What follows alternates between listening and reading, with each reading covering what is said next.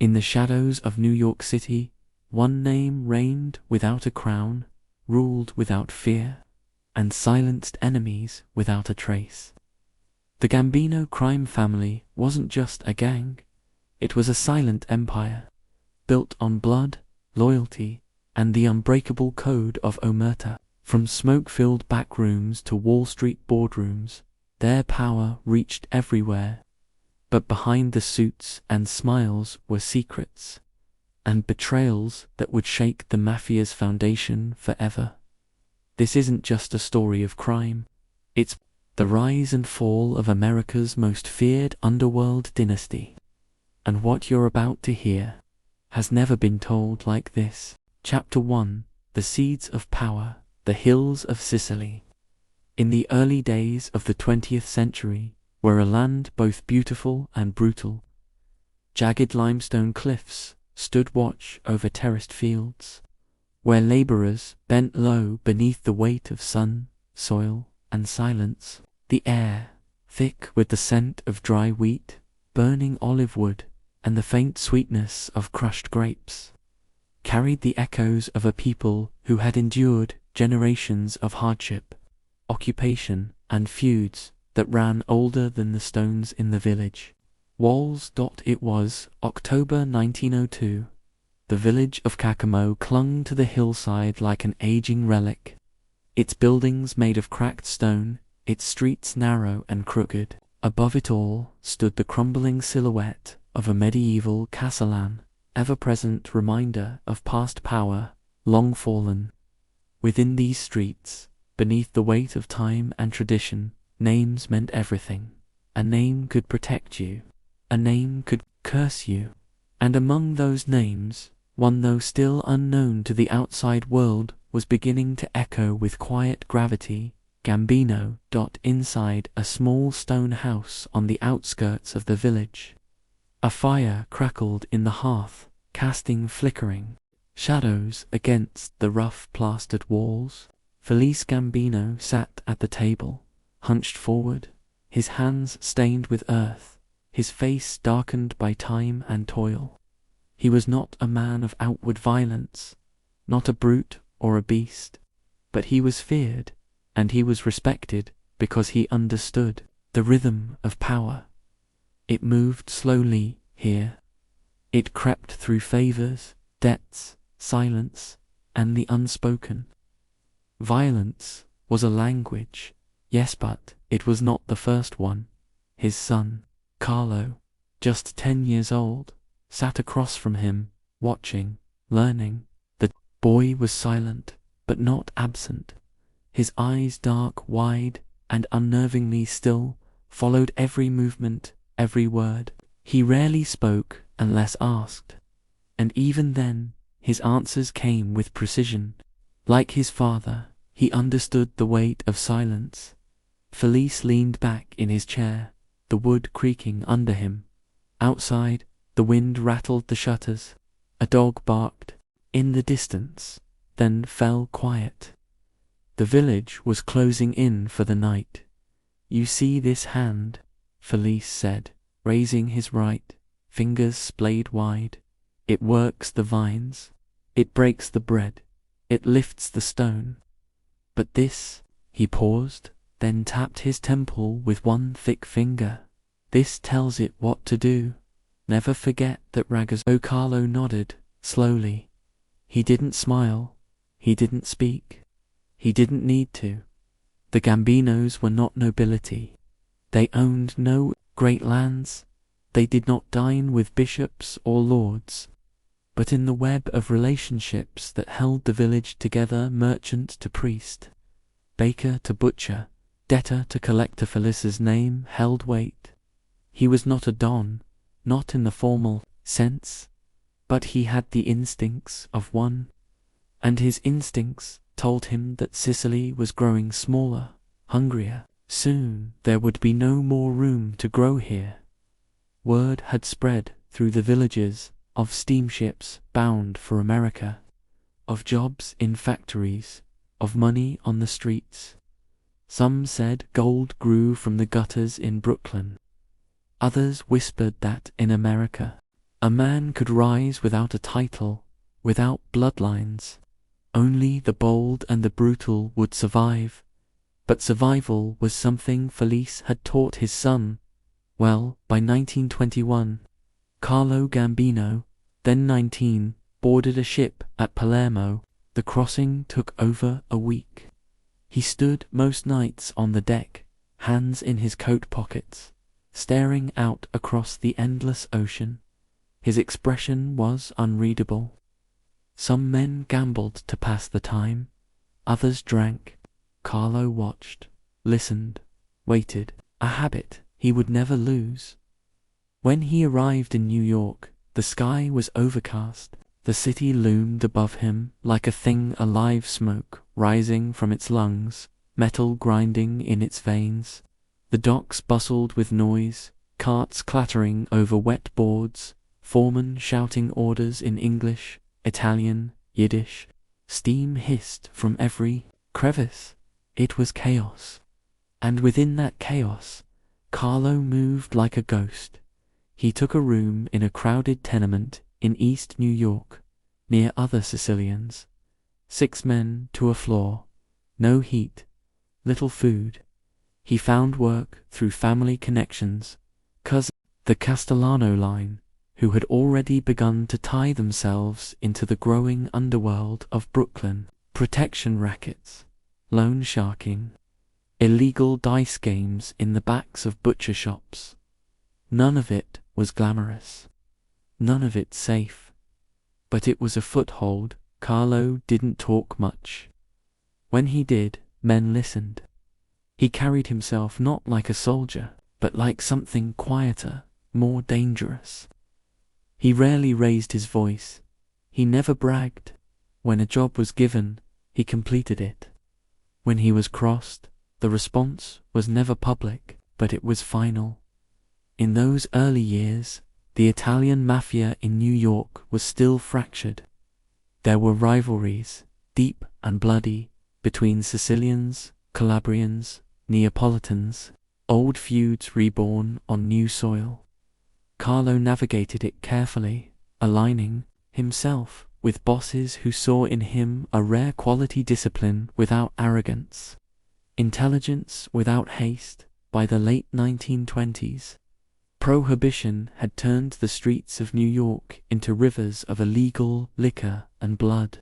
Bootlegging transformed corner gangs into empires. Carlo Gambino, still in his 20s, ran operations quietly under the Maranzano faction during the Castellammarese war, brutal internal conflict that reshaped the Mafia's structure in America. While others fought for headlines and territory, Carlo moved beneath the surface, gathering trust, building alliances, waiting for the dust to settle. When the war ended in 1931, and Salvatore Maranzano was murdered on the orders of Lucky Luciano, the modern American Mafia was born. The 5 families were established, each with its own territory, its own rules, its own hierarchy. Carlo Gambino, young but already deeply respected, was positioned within the Mangano family, one of the original 5. He was quiet, unassuming, but always present. The M appointment was not accidental. Carlo had proven himself not just useful, but invaluable. He didn't crave attention, he craved structure. He understood that power meant little if it couldn't last. He avoided the flamboyance of others. He never dressed loud. He never hosted lavish parties. He moved through Brooklyn's underworld with the calm inevitability of a tide. Felice died in Sicily not long after Carlos' rise, never having seen the empire his son would help build. But the lessons had taken root. Patience, silence, strategy. Those were the cornerstones of the Gambino legacy. As the 1930s gave way to the 40s, Carlos' influence expanded. He oversaw gambling rackets, hijacking operations, and union infiltration across the city. He never needed to shout. His orders were passed through trusted hands, his presence rarely required in public. When violence was necessary, it was swift and clean. When bribery worked better, it was done with precision. The early years of Carlo Gambino's life remained shrouded in a kind of fog knot because they lacked substance, but because he chose to keep them that way. Unlike many of his contemporaries, he didn't hunger for the spotlight. He knew the true power was in being unseen, unknowable. While other mobsters paraded through nightclubs and posed for photographs, Carlo disappeared into the folds of the organization itself, becoming a fixture, a constant. His enemies underestimated him. They saw a man without flamboyance, without obvious ambition. They mistook calm for weakness. It would prove to be their undoing. By 1951, the Mangano family had grown unstable. Tensions between the boss, Vincenzo Mangano, and his underboss, Albert Anastasia, reached a boiling point, and in 1957, after Anastasia's own assassination at the hands of conspirators, some say, with Carlo's blessing, Gambino was elevated to boss. In just over 3 decades, the boy from the stone house in Cacamo had become the head of the most powerful Mafia family in New York, and yet, through it all, he remained nearly invisible to the public. No flashy cars, no long speeches, just a name spoken softly in the back rooms of restaurants, behind closed office doors, and into the wires of FBI surveillance tapes. Gambino. Not a man, a presence, a legacy. It all began in the hills of Sicily, where a father taught his son that the mind commands the hand, where survival was passed down not through riches, but through understanding, where silence was not absence, but strength. These were the seeds of power, and soon they would grow into something far darker. Chapter 2: Blood in the Streets, New York City, 1930. The sound of traffic echoed down Broadway like distant gunfire, blending with the clatter of trolley wheels and the scratch of leather shoes over wet cobblestone. The city was alive, pulsing with ambition, fear, and quiet violence. Smoke curled from chimneys and manholes alike, staining the skyline with a haze that refused to lift. Beneath the surface, under the hum of jazz clubs and factory floors, something darker brewed, something centuries old, reborn in the new world. This was the beginning of a war. Not a war of soldiers in uniform or battalions on battlefields, but one fought in whispers, in shadows, and in sudden, brutal silence. The Castellammarese War was not just a conflict between two men. It was a blood reckoning that would rip through the Italian underworld and reshape the very structure of organized crime in America. At the heart of it stood two bosses. One, Joe the Boss, Mafia, blunt instrument of raw brutality, rooted in the old ways.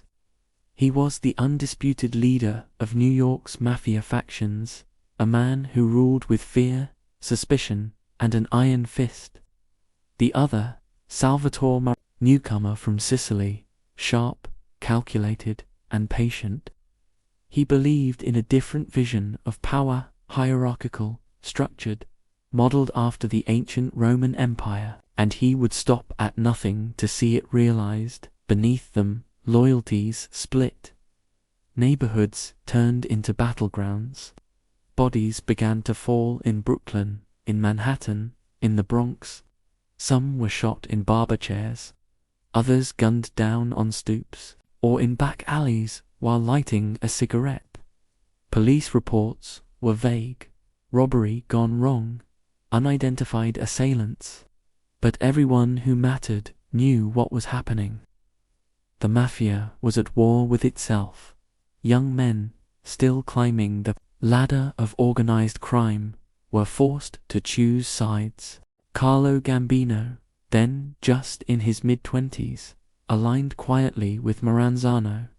It wasn't just strategy, it was instinct. Gambino recognized in Maranzano something familiar, a belief in structure, in order, in long games played slowly. While others lusted after quick cash or flashy titles, Gambino thought in terms of decades, and Maranzano was a man who planned for empires. As the months dragged on, the killings became more precise, more brazen. Maseria's men struck with desperation, lashing out as their grip loosened. Maranzano's forces responded with chilling efficiency, eliminating targets one by one. But it was not gunfights that would decide the outcome, it was betrayal. On April 15, 1931, Joe Maseria sat in a small Italian restaurant in Coney Island. He dined with a man he believed to be an ally, Charles "Lucky" Luciano Maseria. Trusted Luciano, saw him as the future of his empire. But Luciano had already turned. Tired of the old world, thinking of the senseless bloodshed, he had secretly brokered an agreement with Power would be taken, not inherited. Not inherited. As Luciano excused himself to the bathroom, for gunmen entered the restaurant. They didn't hesitate. Maseria was shot 5 times, 2 in the head, 1 through the heart. When police arrived, they found him slumped in his chair, still clutching the ace of spades between his fingers. The symbolism wasn't subtle. With Maseria dead, Salvatore Maranzano claimed victory. He summoned the most powerful remaining mafiosi to a secret meeting and declared himself capo di tutti capi, boss of all bosses. He laid out a new vision. 5 families would control New York, each with its own boss, Underboss, consigliere, and capos. The system would be structured. Disputes would be resolved without violence, through reason and negotiation. And at the top, Maranzano would sit alone, but his triumph was short-lived. Luciano, who had helped hand Maranzano his crown, now saw him as an obstacle. Maranzano's ambitions had revealed themselves as a new dictatorship, no better than Maseria's, and so, once again, Luciano began to plot. This time, he would not simply remove a man, he would dismantle an entire idea. On September 10, 1931, less than 5 months after taking power, Salvatore Maranzano was stabbed and shot to death in his office on Park Avenue. The hit was carried out by men posing as government agents. Innovation, using outsiders who couldn't be traced to any family. It was clean, surgical, and final. In the days that followed, Luciano called a meeting of the surviving bosses. There would be no more boss of bosses. Instead, a commission would be formed on equal counsel representing each of the 5 families. Disputes would be handled collectively. No one man would rule over the rest.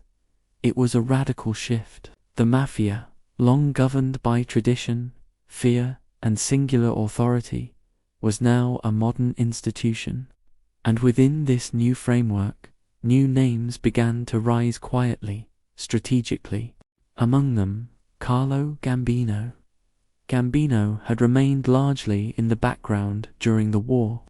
His movements calculated, his allegiances measured. He spoke little, acted less. But in the aftermath, he emerged as a trusted lieutenant within the Mangano family, one of the 5 recognized by the commission. He did not clamor for attention. He didn't need to. Those who mattered already understood who he was. The Castellammarese war had changed everything. It ended the old guard. It birthed a system designed not for chaos, but for longevity. And for Carlo Gambino, it marked the first step on a path that would eventually lead to the top, not through force, but through patience, silence, and an unshakable understanding of power. The city, meanwhile, returned to its rhythm. The violence faded from the headlines. Bodies stopped piling up in the streets. The 5 families settled into their territories like monarchs behind invisible walls. Illegal rackets flourished, gambling, extortion, loan sharking, labor control. But now it was organized, refined, structured, and above it all sat the commission, silent, faceless, untouchable. To the public, it seemed as though the war had been nothing more than a flurry of unexplained murders.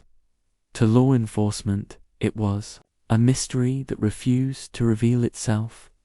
No indictments, no confessions, just corpses and rumors, but in the back rooms of Italian restaurants, in union halls, in quiet offices, behind storefronts that sold nothing, the real business of power moved forward. Alliances were built, territories divided, and rules established that would govern American organized crime for generations.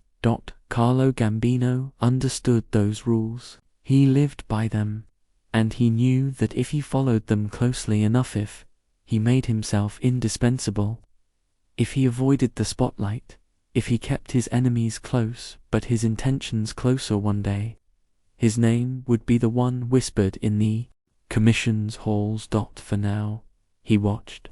He waited. He learned that war was over. For Carlo Gambino, the real game had only just begun. Chapter 3. The Quiet Don emerges in the underworld of New York City. Violence often drew the headlines, but real power moved in silence. It didn't kick down doors. It slipped through them, unnoticed.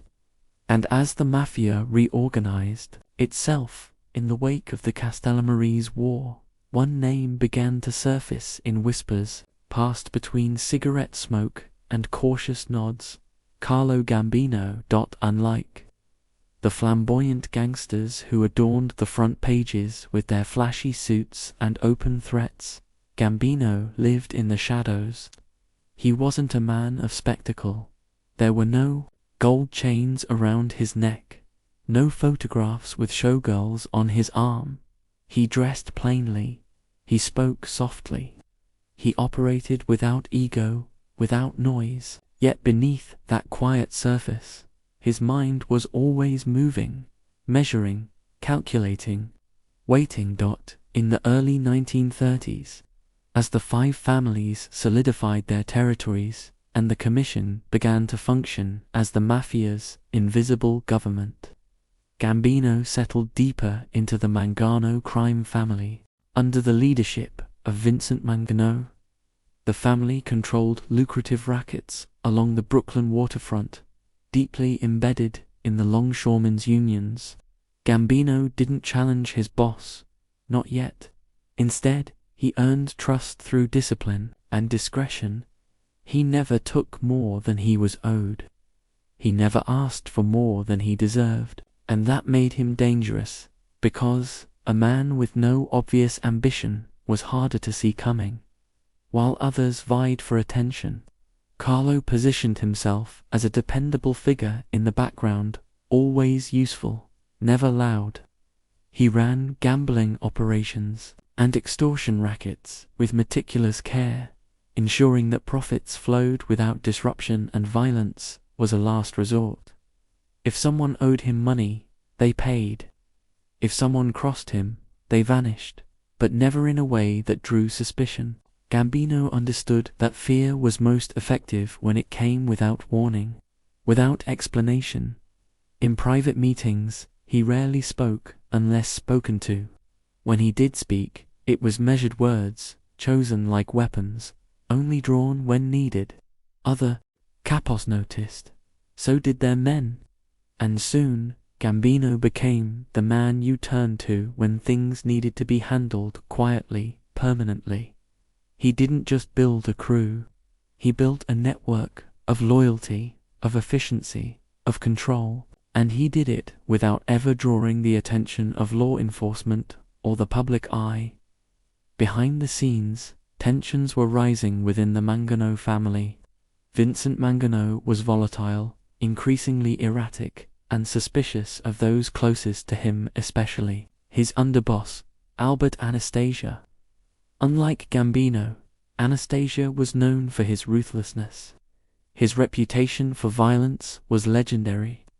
He had earned the nickname Lord High Executioner as the head of Murder Inc., the Mafia's enforcement arm, but his ambition clashed with Mangano's authority, and that friction began to wear the family thin.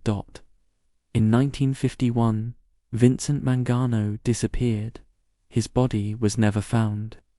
His brother, Philip, was discovered in a marsh near Sheepshead Bay, shot once in the neck, once in the head. Albert Anastasia claimed control of the family, and the commission, though cautious, approved the transition. There was little room for objections. Anastasia had power, and he had Gambino's quiet support. Gambino was no fool. He understood that aligning with Anastasia would buy him time and protection. He became a trusted advisor to the new boss, handling operations with the same cold precision he always had. But deep down, he saw the writing on the wall. Anastasia was reckless. His appetite for violence had become indiscriminate, and in the new world of organized crime, where the FBI was beginning to stir and the press had begun connecting dots, recklessness was a liability. So Gambino waited. Again, by the mid-1950s, the Mafia was under new pressure. Federal investigations were expanding. Hidden microphones were showing up in bars and social clubs. Grand juries were forming. The public, once blind to the existence of organized crime, was beginning to ask questions. And Albert Anastasia, with his open threats and chaotic rule, was becoming a target. In 1957, the opportunity arrived, with the quiet support of powerful allies, most notably Vito Genovese, who was looking to restructure the Mafia hierarchy. Carlo Gambino helped orchestrate the assassination of Anastasia. The hit was clean, clinical. Anastasia was gunned down while sitting in a barber's chair at the Park Sheraton Hotel in Midtown Manhattan. No one was arrested. No one was charged. And the message was clear. The age of violent spectacle was over. Something colder had taken its place. With Anastasia dead, the Mangano family now headless needed leadership. And Gambino, as always, made no loud claims. He simply stepped into the space left behind. The commission, understanding the necessity of order, confirmed him as the new boss. There were no fireworks, no ceremonies, only silence and the quiet shifting of power behind closed doors. Under Gambino's rule, the family entered its most stable and profitable era. He didn't seek headlines. He didn't threaten politicians. He bought them. He didn't start wars. He ended them before they began. Where Anastasia had ruled with fire, Gambino ruled with ice. Calm, steady, unreadable.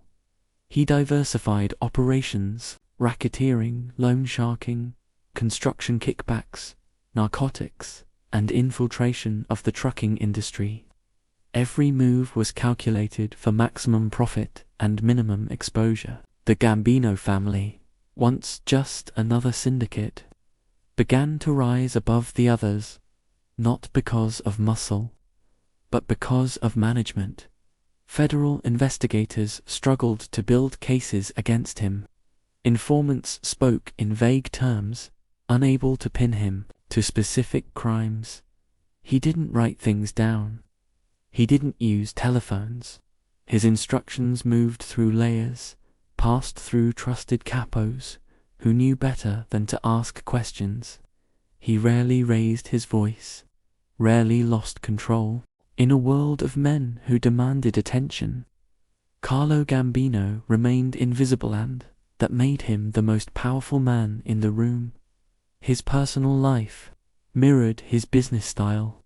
He lived in a modest house in Brooklyn, drove unremarkable cars, and avoided public displays of wealth. Neighbors described him as polite, respectful, even boring, but beneath that mask was a mind that never stopped moving. He knew every dollar that passed through his operations, every deal, every betrayal, every debt. By the late 1960s, Gambino's influence extended far beyond New York. His reach touched Chicago, Miami, Los Angeles. He was forging quiet alliances with other bosses, guiding the commission like a ghost at the head of the table. Men sought his counsel, his approval, his protection, and when problems arose, he resolved them with surgical precision. Law enforcement called him the Godfather. The press dubbed him the Quiet Don. But those who truly understood him knew that Carlo Gambino was more than a criminal. He was an architect of order, of longevity, of invisible empire. He avoided the fate of his predecessors. No prison cells, no courtroom drama, no bloody headlines. When others fell to wiretaps and betrayal, Gambino stayed just out of reach. He chose his inner circle carefully. He kept business within the family, and above all, he listened more than he spoke. For over 2 decades, he ruled the Gambino crime family with an iron watching, shaping, controlling. He didn't need to be feared. He simply needed to be obeyed, and he was, as the years wore on. His legend grew not through myth or exaggeration, but through the undeniable reality of his success. In a world where bosses came and went in flashes of blood and scandal, Carlo Gambino remained steady, patient, undefeated. His story was not one of shootouts or betrayal in the streets. It was one of stillness, of precision, of knowing when to wait and when to strike. He rose not by force, but by mastering the very nature of power, and in doing so, he redefined what it meant to be a Don, the quiet one, the careful one, the one they never saw coming. Chapter 4: The Luciano-Gambino Alliance. The streets of New York in the early 1940s moved with a deceptive rhythm. Men in war coats whispered through the chill. Longshoremen moved crates under watchful eyes, and the skyline loomed with the quiet arrogance of a city that thought it had seen everything.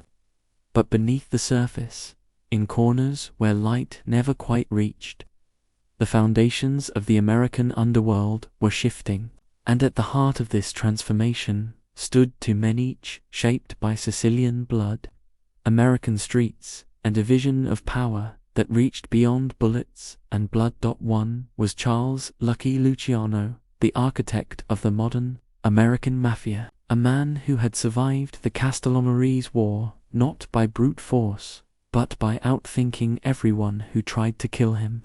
The other was Carlo Gambino, the quiet Don, soft-spoken, calculating, and rising through the ranks, not with noise, but with flawless timing. Their paths were never accidental. Luciano had built the commission to ensure balance. He dismantled the old ways of absolute bosses and blood feuds and replaced them with a business structure, a syndicate.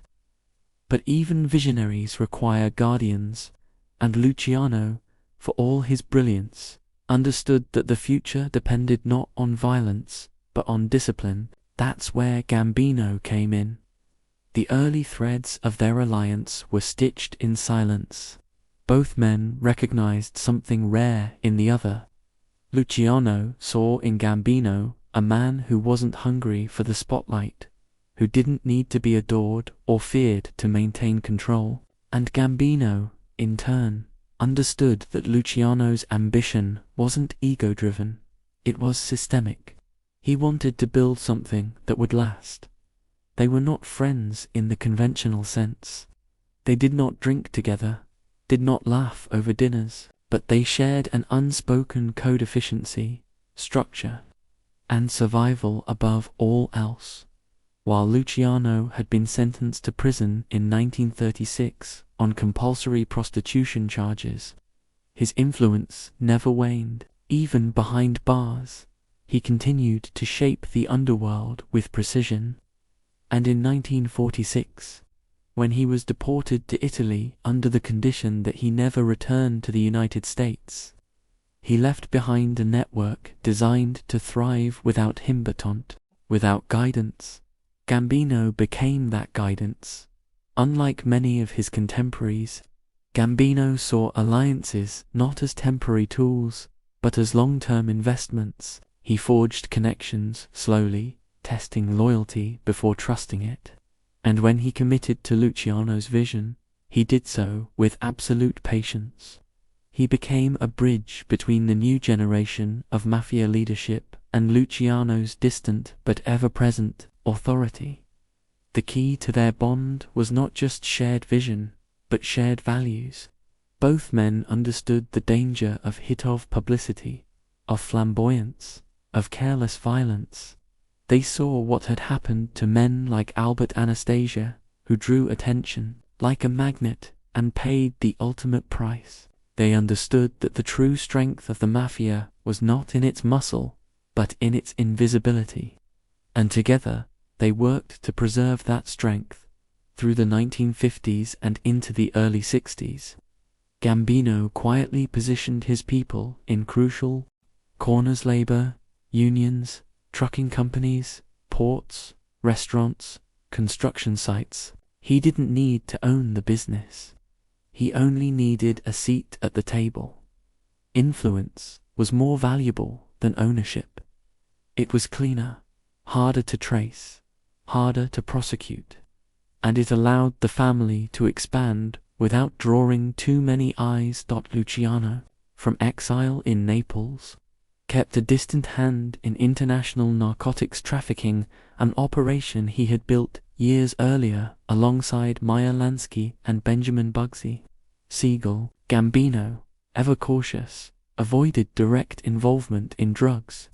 He had seen too many men go down that road and end up behind bars, but he didn't stop others from doing it, so long as the profits flowed through the right channels.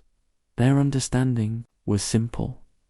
Luciano would manage the high-risk global ventures, and Gambino would keep the home front stable.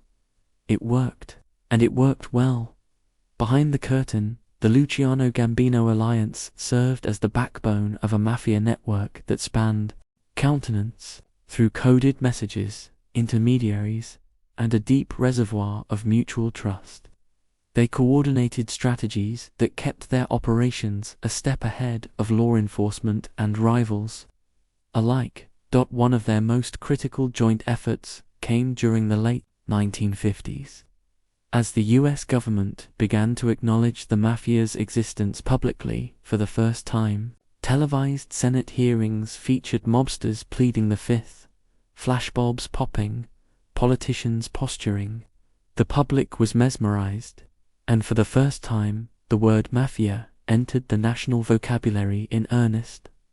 This spotlight, while dangerous, also confirmed what Luciano and Gambino had always feared: the age of anonymity was ending.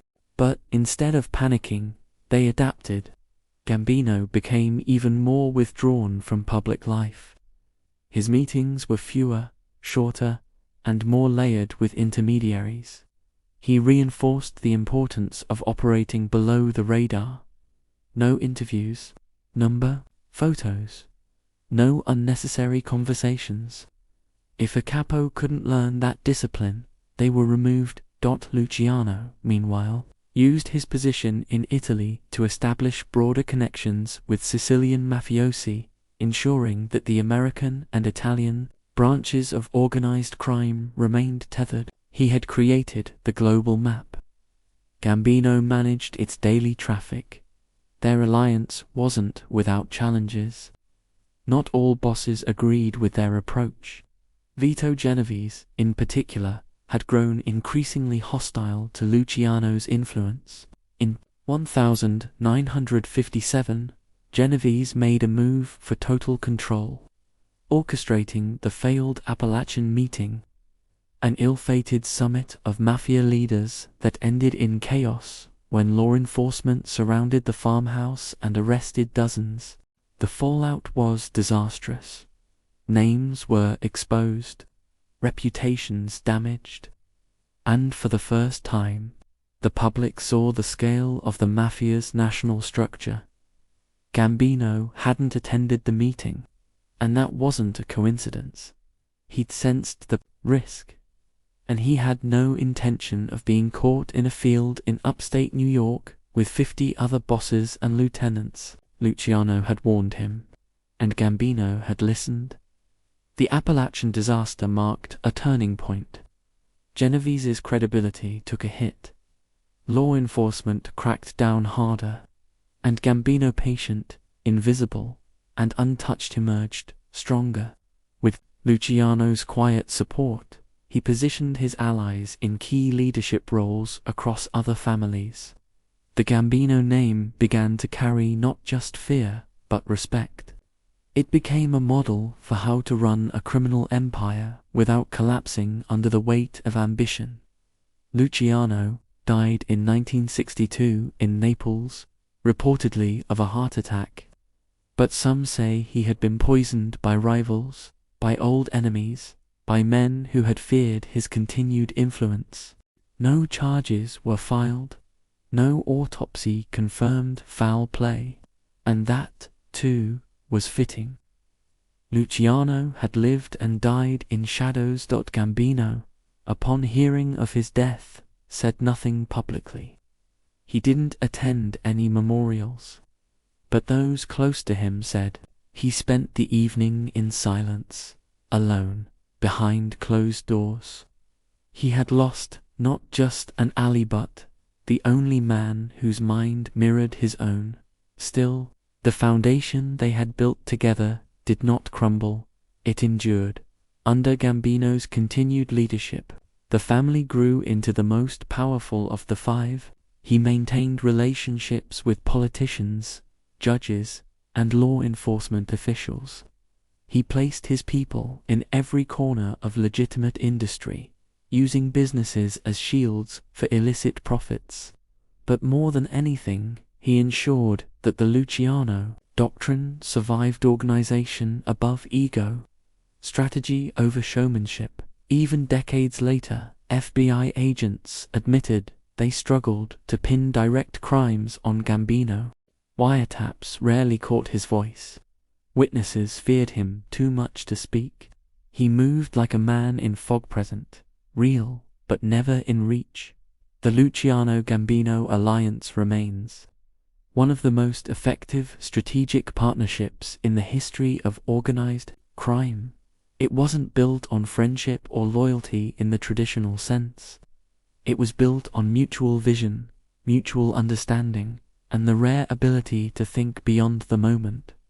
They didn't just control the Mafia, they refined it, and in the wake of their alliance, the underworld would never be the same. Chapter 5: Building the Empire. The city never really slept. Not in the way other places did. New York, even in its quietest hours, pulsed with movement: trucks rumbling down Fifth Avenue, distant horns bleeding into the night, the soft hush of footsteps through wet alleyways. And at the edge of that hum, down by the waterfront, the real business of power unfolded. Not in headlines, not in violence, but in the slow, calculated tightening of control. This is where the Gambino family built its empire, met with fire, but with structure. It began with the docks in post-war America. New York's ports were the lifeblood of trade. Every crate unloaded, every shipment delayed, every pallet misplaced carried the weight of millions. And with the longshoremen's unions already riddled with corruption and internal struggle, Carlo Gambino saw opportunity, not for chaos, but for ownership. He didn't need to storm the piers or muscle his way in. He simply placed the right men in the right rooms. Union meetings were infiltrated quietly. Ballots were rigged, stewards replaced, dissent silenced with subtle threats. Soon, entire terminals were being run by men who didn't lift cargo but who answered to the family. It was a system built on discipline. Every dollar that passed through the docks carried a cut for the Gambinos. Truckloads of stolen goods vanished into the city, reappearing in the back rooms of clubs, warehouses, and black market storefronts. No shipment moved without permission. And if someone tried to work without the family's blessing, their contracts disappeared. Their workers didn't show. Their goods rotted in crates, untouched. But Gambino didn't want headlines. He wanted profit, so the violence was minimal, the changes incremental. From Staten Island to Brooklyn, the ports became the family's first great machine, feeding them cash, leverage, and most importantly, influence.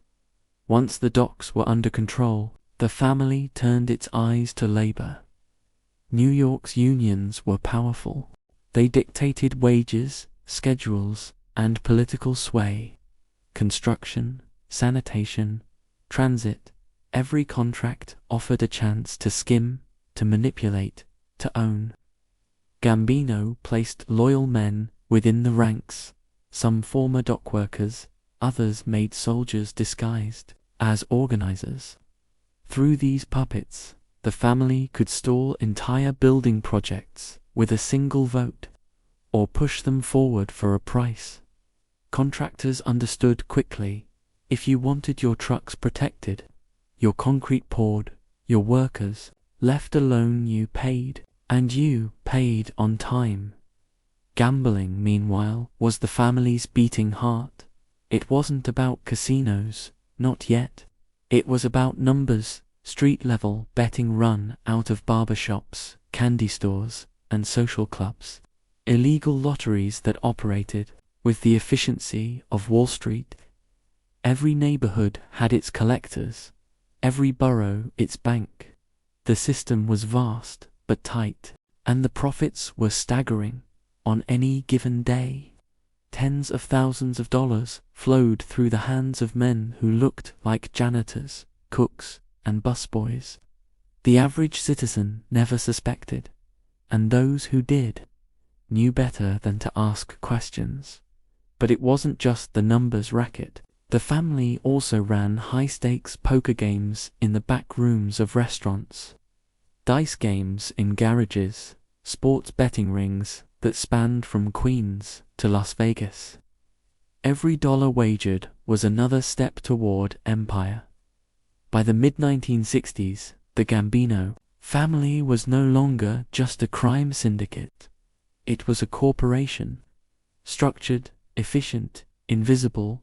Carlo Gambino's genius wasn't just in the money, it was in the method.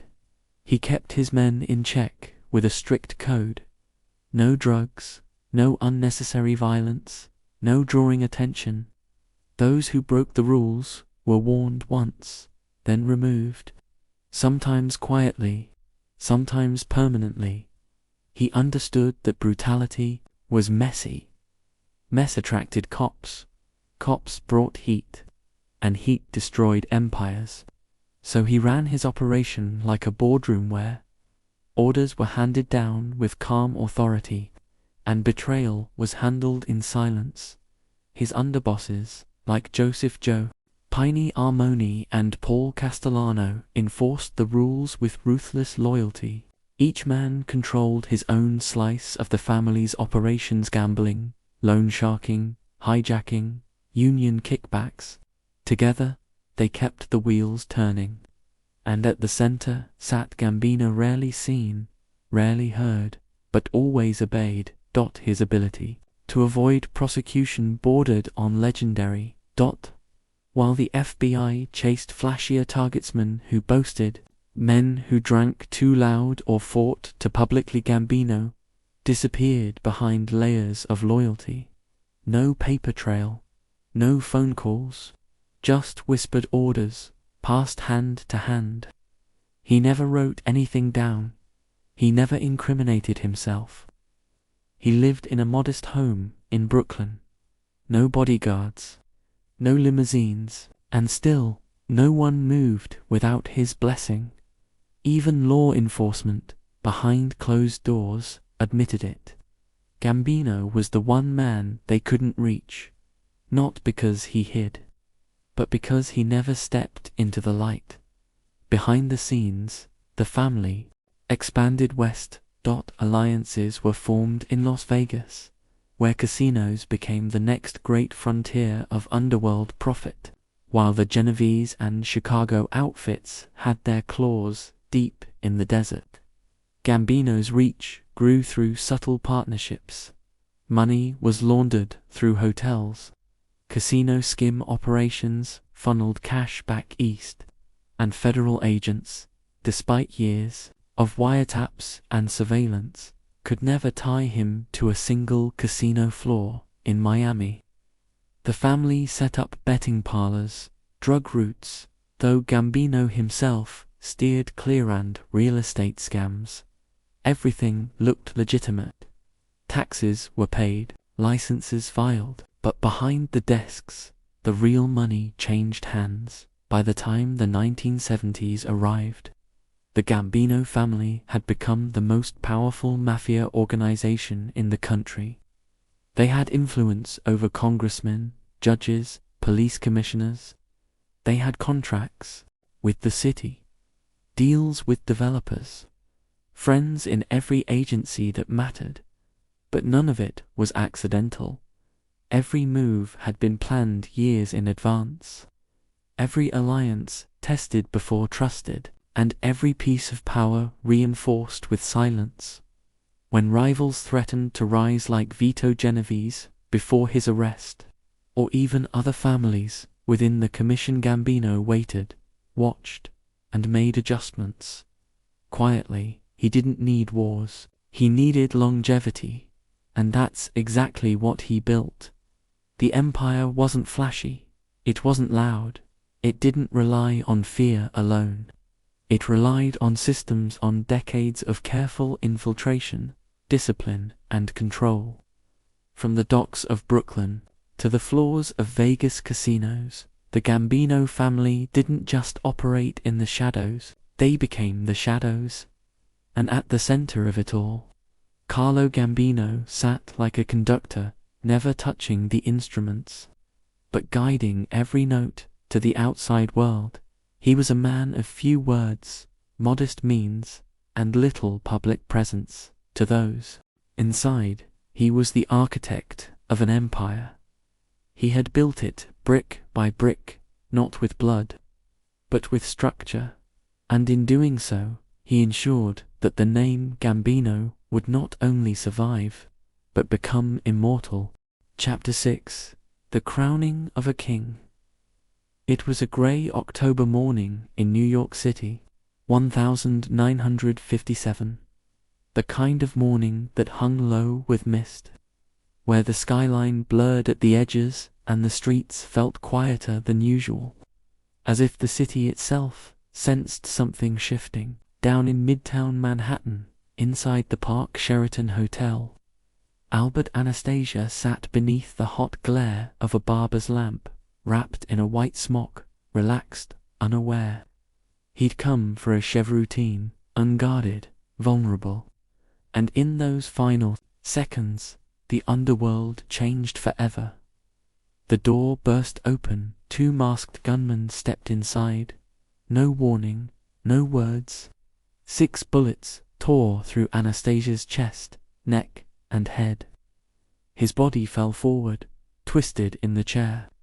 His blood pooled on the floor, soaking into the tiles. The execution was swift, cold, unmistakably calculated. The Lord High Executioner had just been executed. In the hours that followed, panic rippled through the city's underworld. Albert Anastasia wasn't just a boss. He was a symbol of the old world of raw power, of violence without apology. His murder didn't come from the streets, it came from within. And behind the silence, the whispers pointed to one name: Carlo Gambino. He had been there all along, watching from the wings. For years, he had served as Anastasia's trusted Underboss, compliant, quiet, obedient. He had never challenged him, never contradicted him, never stepped out of line. And yet, every man in the room knew this wasn't coincidence. This was a transfer of power, planned to the minute. It was a crowning without a coronation. The commission convened behind closed doors. Not all were pleased, but the message was clear: there would be no war over the vacancy. The hit had been clean, and more importantly, it had been necessary. Anastasia had become a liability. His reckless methods, his insatiable appetite for violence, had drawn too much heat from law enforcement, too many headlines, too much chaos. Gambino, by contrast, was everything the new Mafia needed: discreet, patient, and above all, in control. He was confirmed as boss of the newly renamed Gambino crime family, the largest of New York's 5 families. There were no speeches, no champagne, just nods, murmurs, and the quiet understanding that the age of brutes was over. The age of architects had begun. Gambino's single quotes as first move was not revenge. It was stability. He consolidated his power by reshuffling his inner circle. Joseph Joe Piney Armoni became one of his most trusted capos. Paul Castellano, his cousin and protege, was given increased authorities actually over the family's growing business interests. Others who had proven themselves loyal during the Anastasia years were rewarded, promoted, and sworn to silence. There were no grand purges. Gambino was too wise for that. Instead, he used loyalty as a currency, debt as leverage. He didn't need to eliminate every threat. He only needed to remind them who now controlled the board. His leadership style was unlike anything the Mafia had seen before. While other bosses ruled with intimidation and public displays of wealth, Gambino ruled with an almost eerie calm. He wore plain suits, lived in a modest home in Brooklyn, drove his own car. He held no ostentatious parties, made no scenes, and yet his power was absolute. Meetings were rare, but when they happened, every word was measured. Every glance carried weight. He didn't need to raise his voice. Silence did the work for him, and behind that silence, the family grew. Under Gambino, operations became more refined. The docks were further secured. The unions tightened. Illegal gambling expanded while staying beneath the radar. Loan sharking, extortion, hijacking, every racket was optimized for efficiency and minimized for exposure. He reorganized the entire structure, streamlining operations like a CEO would an empire, but his real genius lay in diplomacy. Unlike Anastasia, who had made enemies within and without, Gambino forged quiet alliances. He nurtured a working relationship with the Lucchese family, led by the equally calculating Tommy Lucchese. Together, they controlled the garment district, shipping, and major labor unions. They placed their people in key positions, men who could control votes, delay strikes, and steer millions in city contracts. Gambino's influence reached beyond the criminal world. Politicians, city inspectors, business executives are found themselves indebted or entangled, sometimes unknowingly. And those who knew, they kept their mouths shut. Because to cross Gambino wasn't just dangerous, it was career-ending, or worse. Meanwhile, law enforcement struggled to touch him. He avoided wiretaps by refusing to use phones. He passed orders through a chain of intermediaries, each layer designed to blur the origin. He never wrote anything down, never discussed business in public. Even his closest capos couldn't say, with certainty, where he would be on any given day. FBI files grew fat with speculation. Agents tracked his movements, sat in unmarked cars, listened through bugs hidden in light fixtures and bathroom vents. But Gambino remained a ghost, always there, yet never within reach. He wasn't invincible. He was simply smarter than those who came before. Even the infamous Appalachian meeting, which had exposed dozens of Mafia leaders to law enforcement in 1957, failed to trap him. Gambino hadn't gone. He'd sensed the risk. He knew too many men in one place was a disaster waiting to happen. So he stayed away, watched the fallout, and capitalized on the chaos that followed. His instincts were always precise. As the years passed, the Gambino family became a powerhouse, not just in New York, but across the country. In Florida, their influence touched casinos and real estate. In California, they partnered with West Coast outfits for quiet investments. In Las Vegas, their cut of the casino skims grew larger by the month. Every new venture was approved through a careful network of bosses and advisors. Nothing happened without Gambino's blessing, and still he kept his profile low. No bodyguards, no fleets of cars, just a man in his 70s, strolling through his neighborhood like a retired grandfather, pausing to chat with neighbors, always polite, always smiling. Behind that smile was a ledger, intricate map of money, alliances, threats, and debts. Inside his mind, the empire moved with mathematical precision. He began to think about succession, not because he was weak, but because he believed in continuity. His eyes settled on Paul Castellano, a man of business, not bloodshed. Others grumbled. Castellano wasn't a street guy. He hadn't earned his stripes the hard way. But Gambino didn't care about tradition. He cared about stability. In his vision, the future of the family would not be built on bullets. It would be built on contracts, partnerships, control. Castellano understood that. But that chapter was still to come. For now, Carlo Gambino reigned, no crown, no throne, just the quiet certainty that every deal, every move, every whisper passed through him. He had waited years, served in silence, built layer upon layer, and when the time was right, when Albert Anastasia was gone and the smoke had cleared, he didn't ask for the crown, he simply took it. And the world never even saw it happen. Chapter 7, The Commission's Kingmaker. In the world of organized crime, there was power, and then there was something more, something colder, something quieter. A force not measured by headlines or territory, but by the ability to shift history with a whisper. By the late 1960s, Carlo Gambino was no longer just the boss of the most powerful crime family in New York. He had become something far more dangerous. He had become the man who decided who lived, who ruled, who fell. The man whose nod could shape the fate of cities. The Commission's Kingmaker.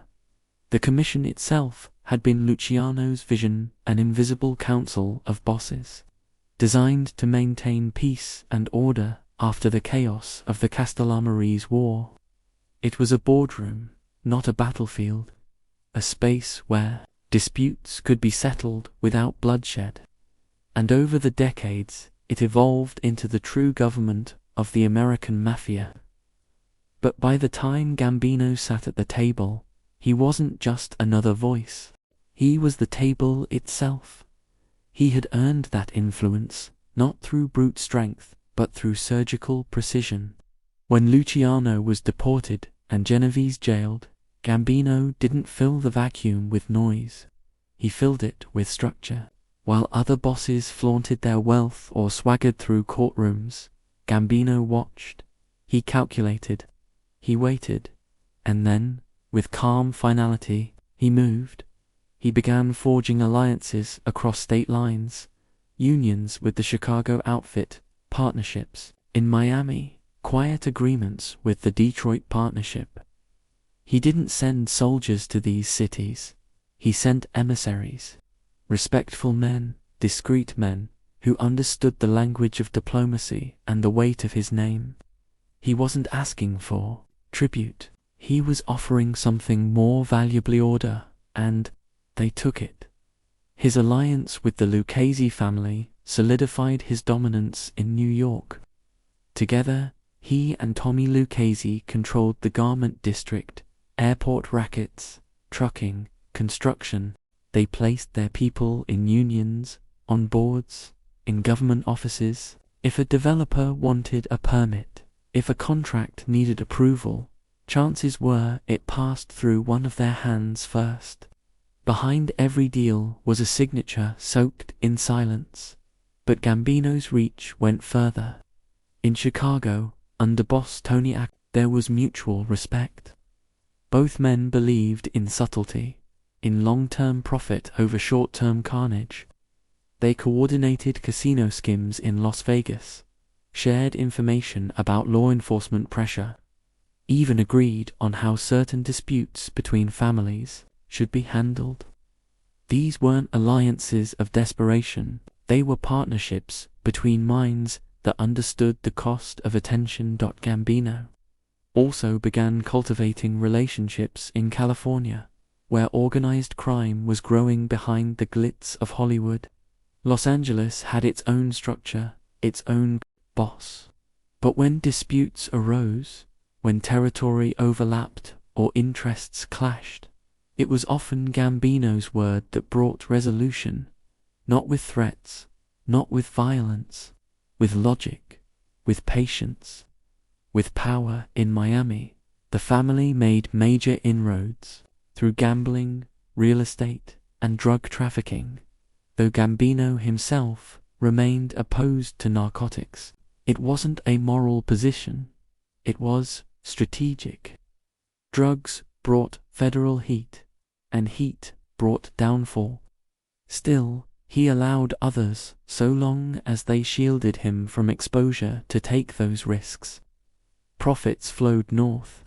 Enforcement stayed scattered, and he remained untouchable. Within the commission, Gambino's influence became absolute. He wasn't the chairman. There was no such official title, but every boss at that table, from Philadelphia to Cleveland, understood who held the pen behind every major decision.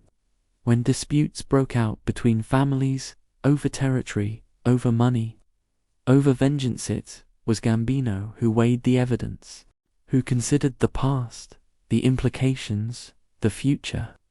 And once he spoke, the room fell silent, because his judgment was never impulsive. It was measured, and because behind his soft voice there was the unspoken truth. To cross him was to invite collapse. He kept his inner circle disciplined. Paul Castellano became his consigliere in all but name, handling the family's more legitimate fronts, its business expansion, its public mask. Others, like Joe Piney, Armoni, and Neil Delacrosse, handled street affairs with ruthless efficiency. They enforced the rules Gambino lived by. No unnecessary killings, no media attention, no direct involvement in drugs, and absolute loyalty to the family's long-term vision. This discipline trickled down through the ranks. Gambino wasn't obsessed with loyalty for sentiment's sake. He understood it as structure, as the only thing separating empire from implosion. When capos got greedy or soldiers got sloppy, he didn't rage. He removed them, cleanly, permanently. and in their place, he put men who could follow orders without question, who understood that the family's future mattered more than any individual ego. That clarity of purpose became his signature in 1971, when the boss of the Banana family, Post-Gotti, requested to install his own successor without commission approval. Gambino pushed back. He wasn't looking for a fight. He was protecting the code. If one family could operate without consensus, then the commission became meaningless. And if the commission became meaningless, so did everything Gambino had built. The issue was settled quietly. The commission remained intact, and its authority remained unquestioned. Even the FBI began to realize the shift. For years, agents had focused on loud bosses, the flamboyant, the flashy, the violent. But by the early 70s, it became clear that the real power was held by a man who barely showed his face. A man whose name rarely appeared in surveillance transcripts, who gave no orders by phone, who never left fingerprints, but whose will echoed in every major mafia decision across the country. Gambino became the obsession of federal prosecutors. They surveilled his home, tapped the phones of his associates, tailed his lieutenants across boroughs, and still nothing stuck. He wasn't clean. He was just smarter than their playbook. He'd sit on the front steps of his modest Brooklyn home, feeding pigeons, chatting with neighbors. To them, he was a quiet old man, polite, respectful, boring. The image was a shield, and behind it, he continued to move pieces across the board. His most daring demonstration of power came in 1976. With his health declining and the future of the family at stake, Gambino did what no other boss had dared. He chose his successor in advance, not from the streets, but from his bloodline. He named Paul Castellano as boss-in-waiting. Many within the family balked. Castellano was a businessman, not a killer. He had avoided the street life, focusing instead on construction, unions, food distribution.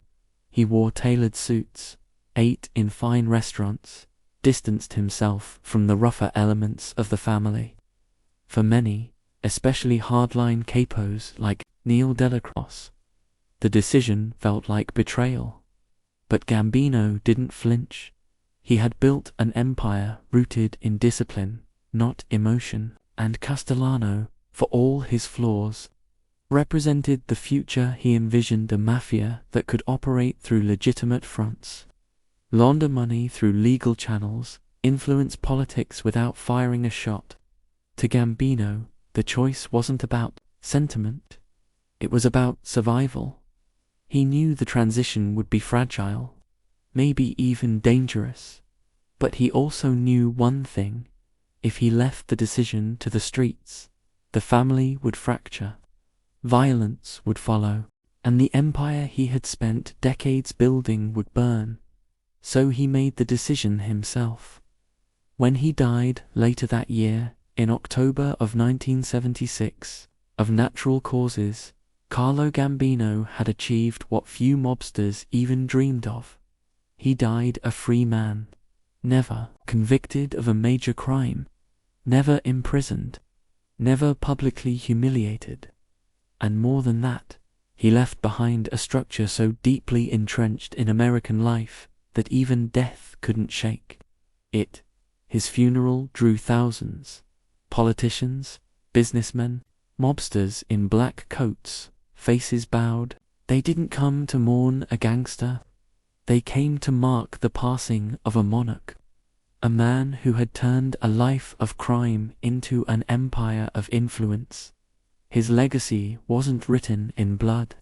It was written in silence, in deals never documented, in meetings never recorded, in alliances built not on trust, but on shared interest and mutual fear. He wasn't just a boss. He was the commission's kingmaker. and long after his body was lowered into the ground, his shadow remained at the table whispering in the ears of men who still called themselves Dawns. Chapter 8. Omertà, the Code of Silence. There was no written handbook, no oath recorded, no contract signed in ink. But for those who entered the world of Cosa Nostra, the Mafia, there existed a code more binding than blood, more sacred than religion. It was called Omertà, and it didn't just keep secrets. It created shadows. It built walls between the law and the truth. It made men into ghosts. And for the Gambino family, Omertà wasn't merely a rule. It was survival. The Code of Silence was born not in America, but in Sicily, in the sun-scorched hills and stone villages where trust was a currency and betrayal carried a death sentence. To speak to the police, to cooperate with the state, was to violate the core of what it meant to be a man. And that idea followed the first mafiosi across the Atlantic, woven into their bones. As essential as breath. In New York, the rule took on new dimensions.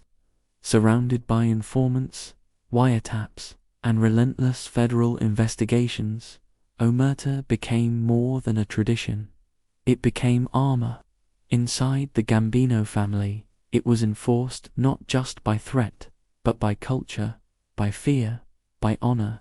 It didn't matter if a man faced 20 years or death itself. The line was clear. You didn't talk, ever. It began the moment you were made. A candle lit, a picture of a saint burned in your hands, a solemn vow to remain loyal, to obey the boss, to never betray the family under any circumstance. To break that oath was to sign your own death warrant. Not tomorrow, not next week, but someday, without warning, when the code came to collect. And for decades, it worked. In the 1950s and 60s, while other families suffered from internal disputes and federal crackdowns, the Gambino family held firm. Arrests were made, yes, operations disrupted, but the Carit's leadership, its infrastructure, remained untouched, because no one would speak, no one would testify. They feared the consequences more than the law. They feared the family more than the FBI. The punishment for breaking Omertà wasn't a slap on the wrist. It was execution, swift, final, and often by someone you once trusted, like a brother. There was Sammy the Bull Gravano, decades later, who would become the most famous example of a man who broke the code. But before him there was silence, stone-cold, impenetrable silence. In the old neighborhoods, Bensonhurst, Corona, Little Italy, people learned early, keep your head down, keep your mouth shut. If the cops asked questions, you saw nothing. If the papers printed names, you didn't read them. Loyalty wasn't just a criminal ideal, it was a community value. You didn't inform, not on your neighbor, not on your cousin, not on the man who handed you $100 bill every Christmas and kept your father working on the docks. Omertà wasn't just about fear, it was about identity. For many men inside the life, it was the only code they'd ever known. The outside world, the world of the courts, the police, the law felt distant, foreign, corrupt in its own right. Inside Cosa Nostra, there was order. There were rules. If you broke them, you paid. But if you followed them, you were protected, provided for, respected. This code filtered into every conversation. Men spoke in riddles. They used nicknames, euphemisms, gestures. They never said kill. They said straighten him out. They never mentioned drugs, or money, or names, not directly. Even in private homes, even among family, they assumed someone might be listening. Because, sometimes, someone was, but no tape could capture intent. No transcript could prove a crime. And without testimony, without someone willing to speak under oath, prosecutors were left with shadows. The FBI knew it. The prosecutors knew it. The newspapers knew it. The Gambino family thrived in that vacuum. Their soldiers, young men from the boroughs, were trained early in the code. They weren't told everything, only what they needed. The less you knew, the less you could reveal. And if you were arrested, you kept quiet. A good lawyer would show up. Your bail would be paid. Your family would be taken care of. And if you stayed silent, you would be rewarded. It was a brutal trust. But for many, it worked. This silence extended to internal matters. Disputes were handled within. If a man disrespected another, if money went missing, if a rule was broken, it was brought to the captain, or the underboss, or the don, never to the police, and never outside the walls of the family. To do otherwise was to risk your life. Over time, Omertà created a mythology. The Mafia became more than a criminal organization. It became a whisper, a shadow, a ghost hiding in plain sight. People on the outside talked about it like it was folklore. But those on the inside knew the weight of the silence. They knew the price. And for those who enforced the code, it was sacred. Take Carlo Gambino. He didn't scream, he didn't threaten, but men knew better than to cross him. He ruled with an iron calm, and the code of silence was the spine of his empire. He didn't need microphones. He needed discipline. He needed control. And he got it because every man under him understood the rules. When someone stepped out of line, they vanished. Sometimes a body was found in a trunk. Sometimes, not at all. The message was clear. Loyalty was eternal, and betrayal was final. Through the 70s, the code held, but cracks began to show. Law enforcement had evolved. Prosecutors began using new tools, RICO laws, surveillance, undercover agents, and slowly the silence began to falter. Not because the code had weakened, but because men had died. As the streets changed, as younger generations entered the life, the values shifted. Money came faster. Drugs brought more risk and more reward. And with the increased pressure came fear, and fear, eventually, gave way to betrayal. But in the era of Gambino, that hadn't happened yet then. Omertà still stood like a wall around the family. To the outside world, the Gambinos seemed invincible. Witnesses refused to testify. Jurors were too afraid. Officers couldn't make charges stick. Time and again, the family slipped through the fingers of justice.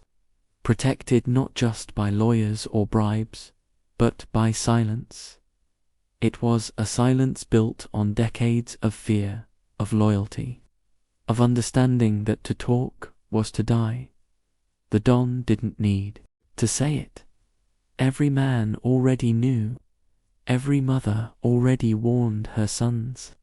Every neighborhood kept the truth tucked away, unspoken, and that silence, that ancient, brutal silence, allowed the family to operate in daylight, to walk streets they owned, to collect debts, shake hands, run unions, bury enemies, without leaving a trail. Omertà was the cloak, and behind that cloak, the Gambino family didn't just survive, they thrived. Chapter 9, Shadow Business. The power didn't always come from guns. Not in the way people expected. Not every deal was sealed in blood, and not every dollar was earned with a fist. By the 1970s, the Gambino family had already conquered the streets, the docks, the the neighborhoods. But real power-lasting, untouchable, generational power wasn't found in back alleys or smoky card rooms. It was found in suits, in skyscrapers, in glass towers where men smiled, shook hands, and stole millions with a pen. The Gambinos had learned the future wasn't just in rackets, it was in shadow business.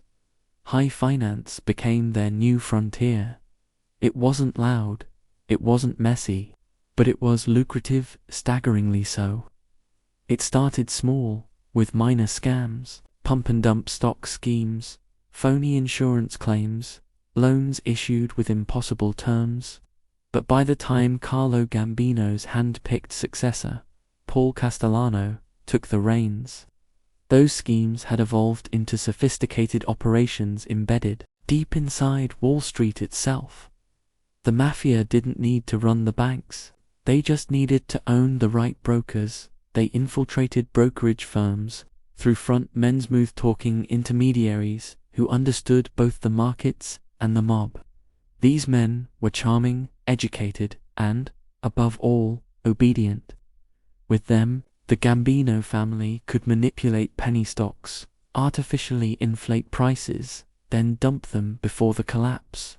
The victims were often small-time investors, pension funds, retirees, people who never saw the faces behind the crime.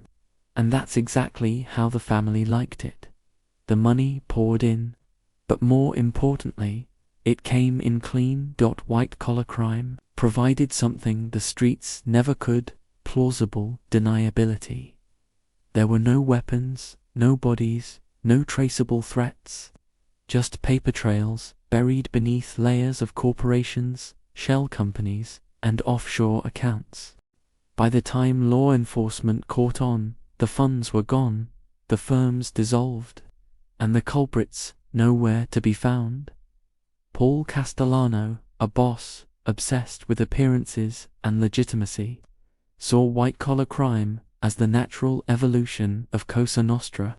He wanted the family to step away from the street violence of the past and embrace a more modern kind of empire, one built on silence, sophistication, and influence.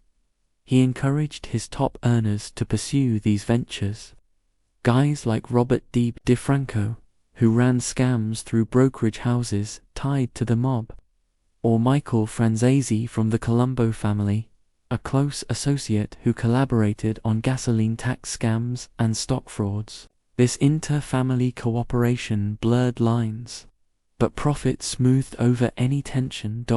Behind every suit and tie, there was a made man pulling the strings. Meanwhile, the Gambino family's grip on labor unions only tightened. The docks were already theirs, but now they set their sights on bigger prizes. The Teamsters, the longshoremen, the construction unions. These organizations controlled billions in pension funds, project contracts, and hiring decisions. With the right union leader in their pocket, the Gambinos could dictate who got work, who got blacklisted, and which contractors won lucrative bids. It wasn't about extortion anymore. It was about control. On major construction sites, across Manhattan hotels, office towers, bridges, if concrete was being poured, chances were the Gambino family had a stake in it. They owned the companies supplying materials. They controlled the unions assigning labor, and they skimmed from the top, middle, and bottom of every job. When developers didn't play along, permits got delayed, deliveries went missing, strikes appeared out of nowhere. The message was clear. Nothing got built without the family's blessing, and most of the time, the developers paid, not out of fear, but efficiency. Working with the mob was simply faster than fighting them. This power wasn't just local. It reached national levels. The Teamsters, under Jimmy Hoffa and later Frank Fitzy Fitzsimmons, were deeply entangled with Cosa Nostra. Union dues funded Mafia-backed loans. pension money disappeared into casino developments, trucking companies, even offshore ventures. And while the public saw strikes and scandals, the real story remained hidden in ledgers no one ever audited, and in meetings no one ever recorded. Through this control, the Gambino family earned not just wealth, but political sway. They could influence elections, they could freeze commerce, they could start or stop entire industries with a phone call, and unlike the gunfire of the 1940s and 50s, these moves left no crime scenes, just silence. Paul Castellano took pride in this evolution. He built himself a mansion on Todd Hill in Staten Island, white-columned estate with chandeliers, statues, manicured gardens. It was meant to symbolize legitimacy, refinement, a departure from the blood-soaked legacy of his predecessors. Inside, he held meetings, not with street soldiers, but with accountants, businessmen, consultants. His empire was becoming corporate, and he believed that was the future. But not everyone agreed. Beneath the surface, resentment brewed. The old-school capos, the street guys, saw Castellano as out of touch. He didn't make his bones the hard way. He didn't walk the neighborhoods. He didn't understand what made Cosa Nostra work. Neil Delacroix, the family's underboss, remained loyal for a time. He bridged the gap between the street and the boardroom. But even he couldn't hold back the growing discontent forever. The money was good, better than it had ever been. But power was shifting, and not everyone liked where it was headed, still, for the moment. The shadow business thrived. The family's influence reached into the ports, the skyscrapers, the financial districts. Their fingerprints were on everything, though invisible to the naked eye. Wire fraud, bid rigging, labor manipulation, financial schemes that twisted the economy from within. The FBI began to shift its focus. No longer just chasing shooters and street enforcers, they started following the money. Task forces were formed. Wiretaps placed inside brokerage firms and union offices. Agents began speaking the language of spreadsheets and balance sheets. And slowly, the web began to unravel, but the family adapted. Always, shell companies dissolved overnight. Names changed.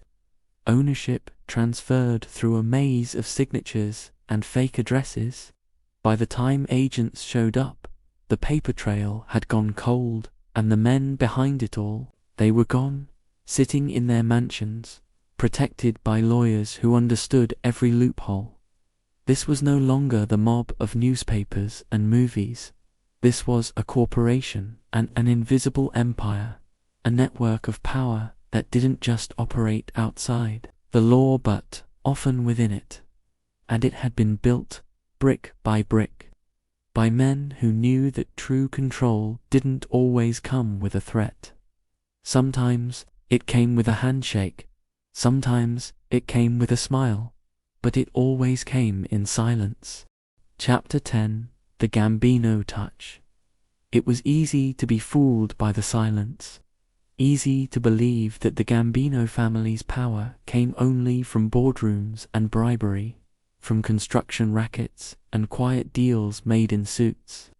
But beneath the calm veneer, behind the polished smiles and pressed ties, there was a darker heartbeat, one that pulsed in alleys, in unmarked warehouses, in the backs of restaurants with the blinds drawn tight, because for all their evolution, the Gambinos never abandoned their oldest currency: violence. Not random, not public, but precise, measured, surgical. They didn't need headlines. They needed results. Murder Inc.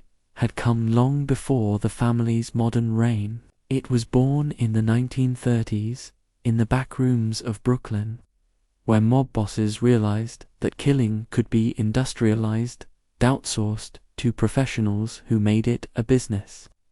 Meyer Lansky and Louis Lepke Buchalter had perfected it. Murder as a service, and for the Gambinos, it became tradition. The names changed, the bodies disappeared, but the principle remained. When a man betrayed the family, he vanished. When a rival pushed too far, he was silenced. When loyalty faltered, it was buried, always with precision, always with a message understood without a word. And often, the bodies were never found. Carlo Gambino had mastered this code. He wasn't known for ordering flashy hits. He preferred subtlety. But when necessary, he allowed the blade to fall, and it always did. Clean, invisible, final dot. The murder of Albert Anastasia in 1957 had signaled the start of a new era, but it had also set a precedent. Anastasia had ruled through fear. He was a killer himself, unpredictable and savage. When Gambino decided it was time to rise, he didn't challenge Anastasia in public. He didn't stir a war. He waited. He watched. And then, with Luke's help, he sanctioned a hit in the barber chair of the Park Sheraton Hotel. 6 bullets, broad daylight. No arrests. It was the Gambino touch, calculated violence, masked as fate. Years later, Paul Castellano would try to suppress this legacy. He wanted to transform the family into a business, one without the mess of murder. But the streets remembered. The old rules remained, and Castellano's hesitation would later cost him everything. Beneath his leadership, the family still operated with ruthless efficiency. Disappearances continued. Bodies turned up in trunks. Men who whispered to law enforcement, who skimmed too much off the top, who made the wrong enemies, were erased. And while Castellano may not have personally pulled the trigger, his lieutenants understood what needed to be done. Neil de la Croce, Castellano's underboss, had no illusions. He came from the street. He believed in order, in silence, in the old ways. And when violence was needed, he delivered. Through him and others like Roy DiMaio, the Gambinos maintained fear where respect faltered. Roy DiMaio was different to outsiders. He was just another soldier. But to those inside, he was an executioner, man who ran one of the most prolific murder crews in mob history. His team operated out of a garage in Flatlands, Brooklyn. They called it the Chop Shop. Victims were lured there, interrogated, then dismembered with methodical precision. Over 100 murders were linked to his crew, and yet, for years, they moved undetected, because no one talked, and no one wanted to know. Demio's targets weren't just enemies. They were liabilities, witnesses, sometimes even friends. Once the order was given, the relationship didn't matter. Only obedience did. Only silence. And the Gambinos relied on it. The violence was never random, never impulsive. It followed rules. It served structure. When a capo defied orders, when a soldier grew careless, when anyone inside or out posed a threat to the family's grip, they were removed, not in anger, but in policy. And yet, none of it was spoken aloud. Even in courtrooms, even in wiretaps, the word murder was avoided. They said handle it. They said take care of it. And sometimes they said nothing at all. That public never saw the machine. They saw the front, the clean-cut businessmen, the local charities, the suits walking calmly into steakhouse meetings. But behind closed doors, in smoky back rooms and fenced-off lots, justice was served with a barrel and a shovel. The fear this created was absolute. No one wanted to cross the Gambinos, not politicians, not businessmen, not other families, because they knew if the time came, if a name made its way up the chain and reached the boss's ear, there would be no trial, no warning, just silence. This was how the family enforced order. Laws were for the courts, punishment was for them, and they handled their own. Internal discipline was as brutal as it was necessary. When soldiers failed to pay tribute, when captains grew too ambitious, when whispers of betrayal reached the wrong ears, they were marked. And once marked, there was no return.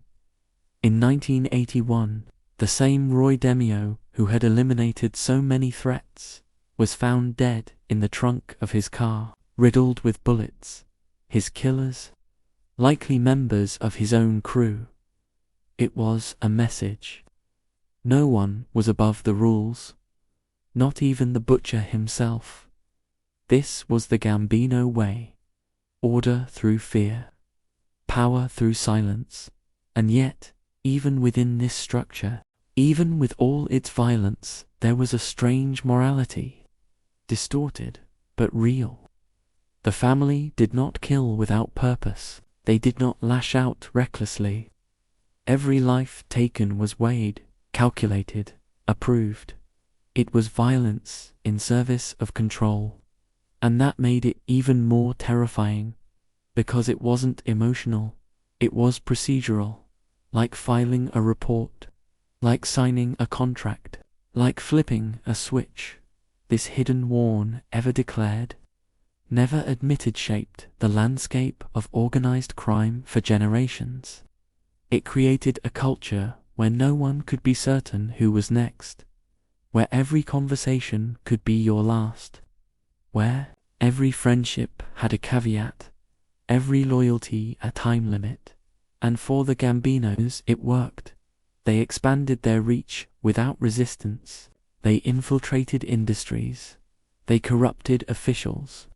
And they did so with the knowledge that no jury, no arrest, no subpoena could protect those who crossed them, because the justice they delivered came before the trial, and after it, there was nothing left to say. It wasn't about glory. It wasn't about vengeance. It was about control, and when that control slipped, the blade came down, docked quietly, decisively. Some believed that the modern mafia had moved beyond this, that the days of blood and bullets were fading, but the reality, especially within the Gambino family, was far more complicated. Yes, they evolved. Yes, they dressed better, spoke softer, smiled wider, but when the time came, they still killed, because power, true power, demands consequences. And the Gambinos, more than any other family, understood that. They didn't brag, they didn't boast, they disappeared people, and that's why the silence surrounding them lasted so long. It wasn't just loyalty, it was fear. A fear born not of myth or rumor, but of history, of men who never came home, of names that were never spoken again, and of a code that, once broken, could never be unbroken. The Gambino touch wasn't loud, it was final. Chapter 11, The Death of Carlo Gambino and a New Era. October 15th, 1976. The air in Staten Island was thick with the scent of dying leaves and ocean salt, clinging to the iron gates of Todd Hill. Inside a stately mansion, nestled in a neighborhood of manicured lawns and stoic silence, the most powerful don in America drew his last breath.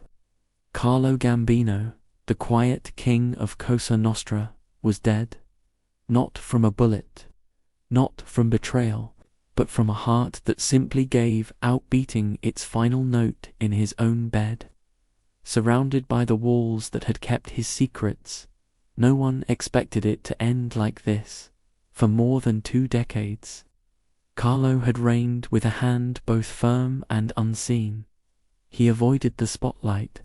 He dodged indictments. He watched his enemies fall, one by one, while he built an empire of silence, loyalty, and fear. His death was not just the passing of a man, it was the end of an era. And in its place, uncertainty began to seep through the cracks. Word spread quickly. The underworld doesn't pause for grief. From Brooklyn to Manhattan, from Miami to Las Vegas, phones rang, whispers passed, and meetings were called. The question wasn't whether Gambino would be mourned.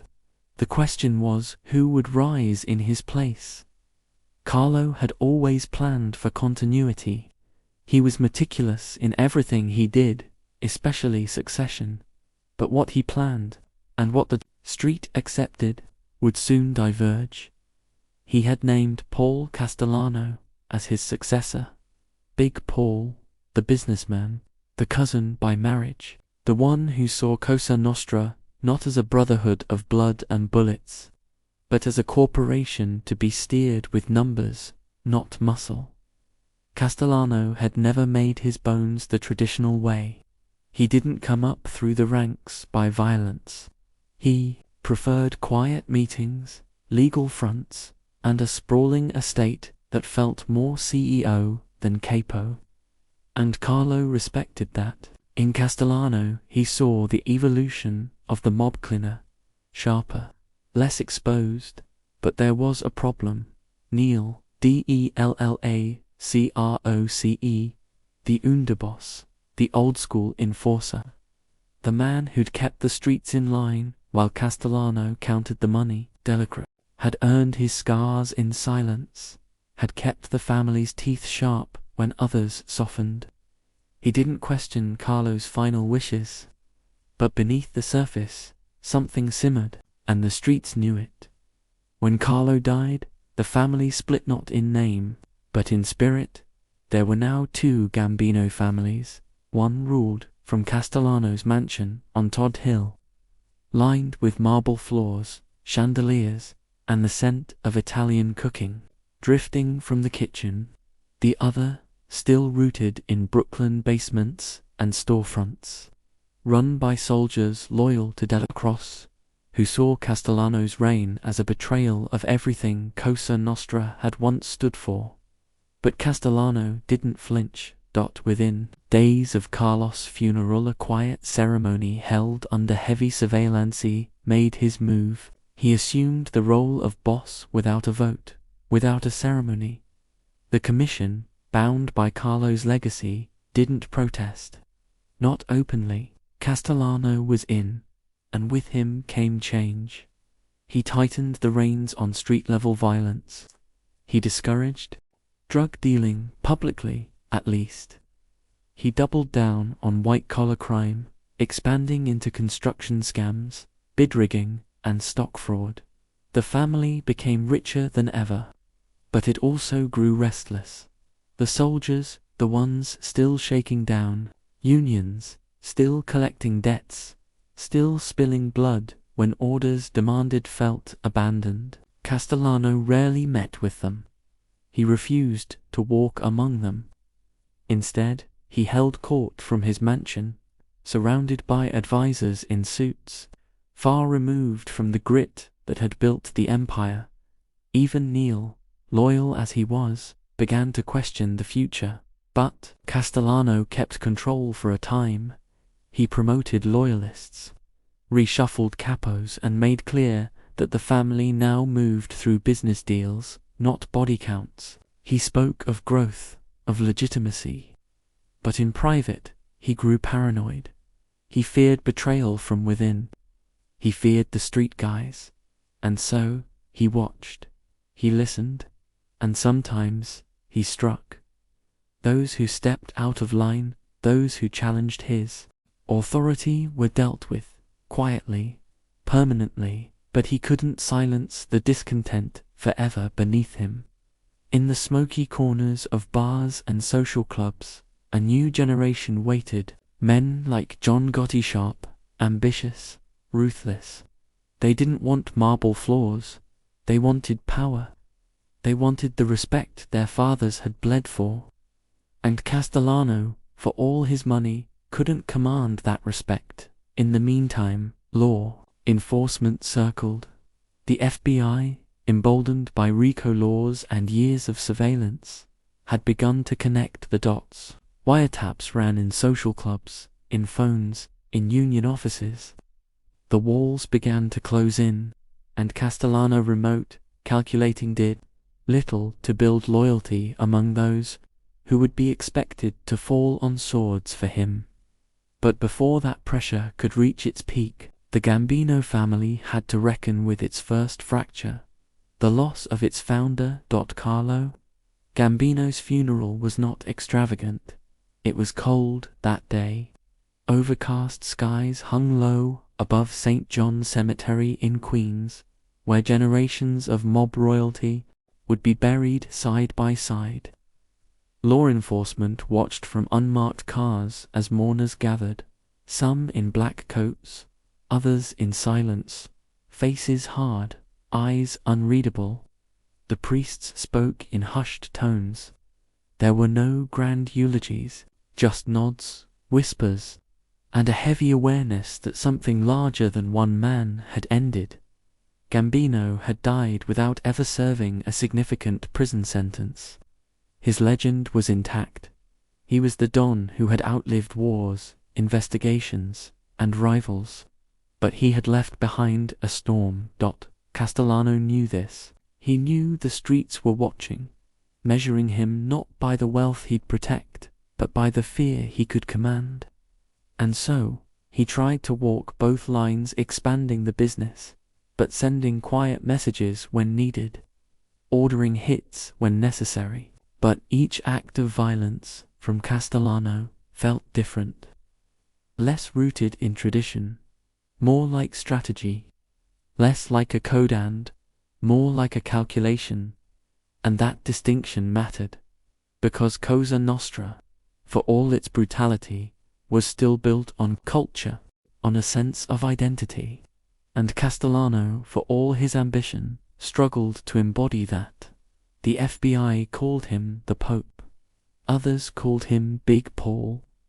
But no one called him the boss with the same reverence they'd spoken of Carlo. Underneath him, tension became pressure, and pressure always seeks release. But in 1976, that was still far away.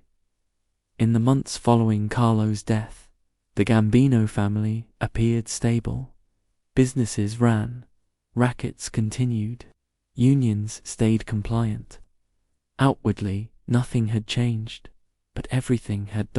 In the silence left behind, power became a game of shadows. Alliances shifted, grudges deepened. Men who once shared wine and secrets began to doubt one another, and the gap between the marble mansion of Todd Hill and the concrete streets of Brooklyn grew wider by the day. Carlo Gambino had ruled with vision. He saw the long game. He understood timing, temperament, and how to let a man bury himself without lifting a hand. Castellano had inherited the empire, but not the wisdom. He moved quicker, spoke less, listened only to those who flattered him, and in doing so, he began to forget the most important lesson Carlo ever taught. Power is never owned, it's only rented, and the rent is due every day. By the end of 1976, the family was changing. Some welcomed it, others resisted, but none could deny the truth. Carlo's death had opened a door, not just to succession, but to ambition. And ambition, in Cosa Nostra, was always dangerous, because for every man rising, another had to fall, and the streets silent, as they were never forgot who they were built for.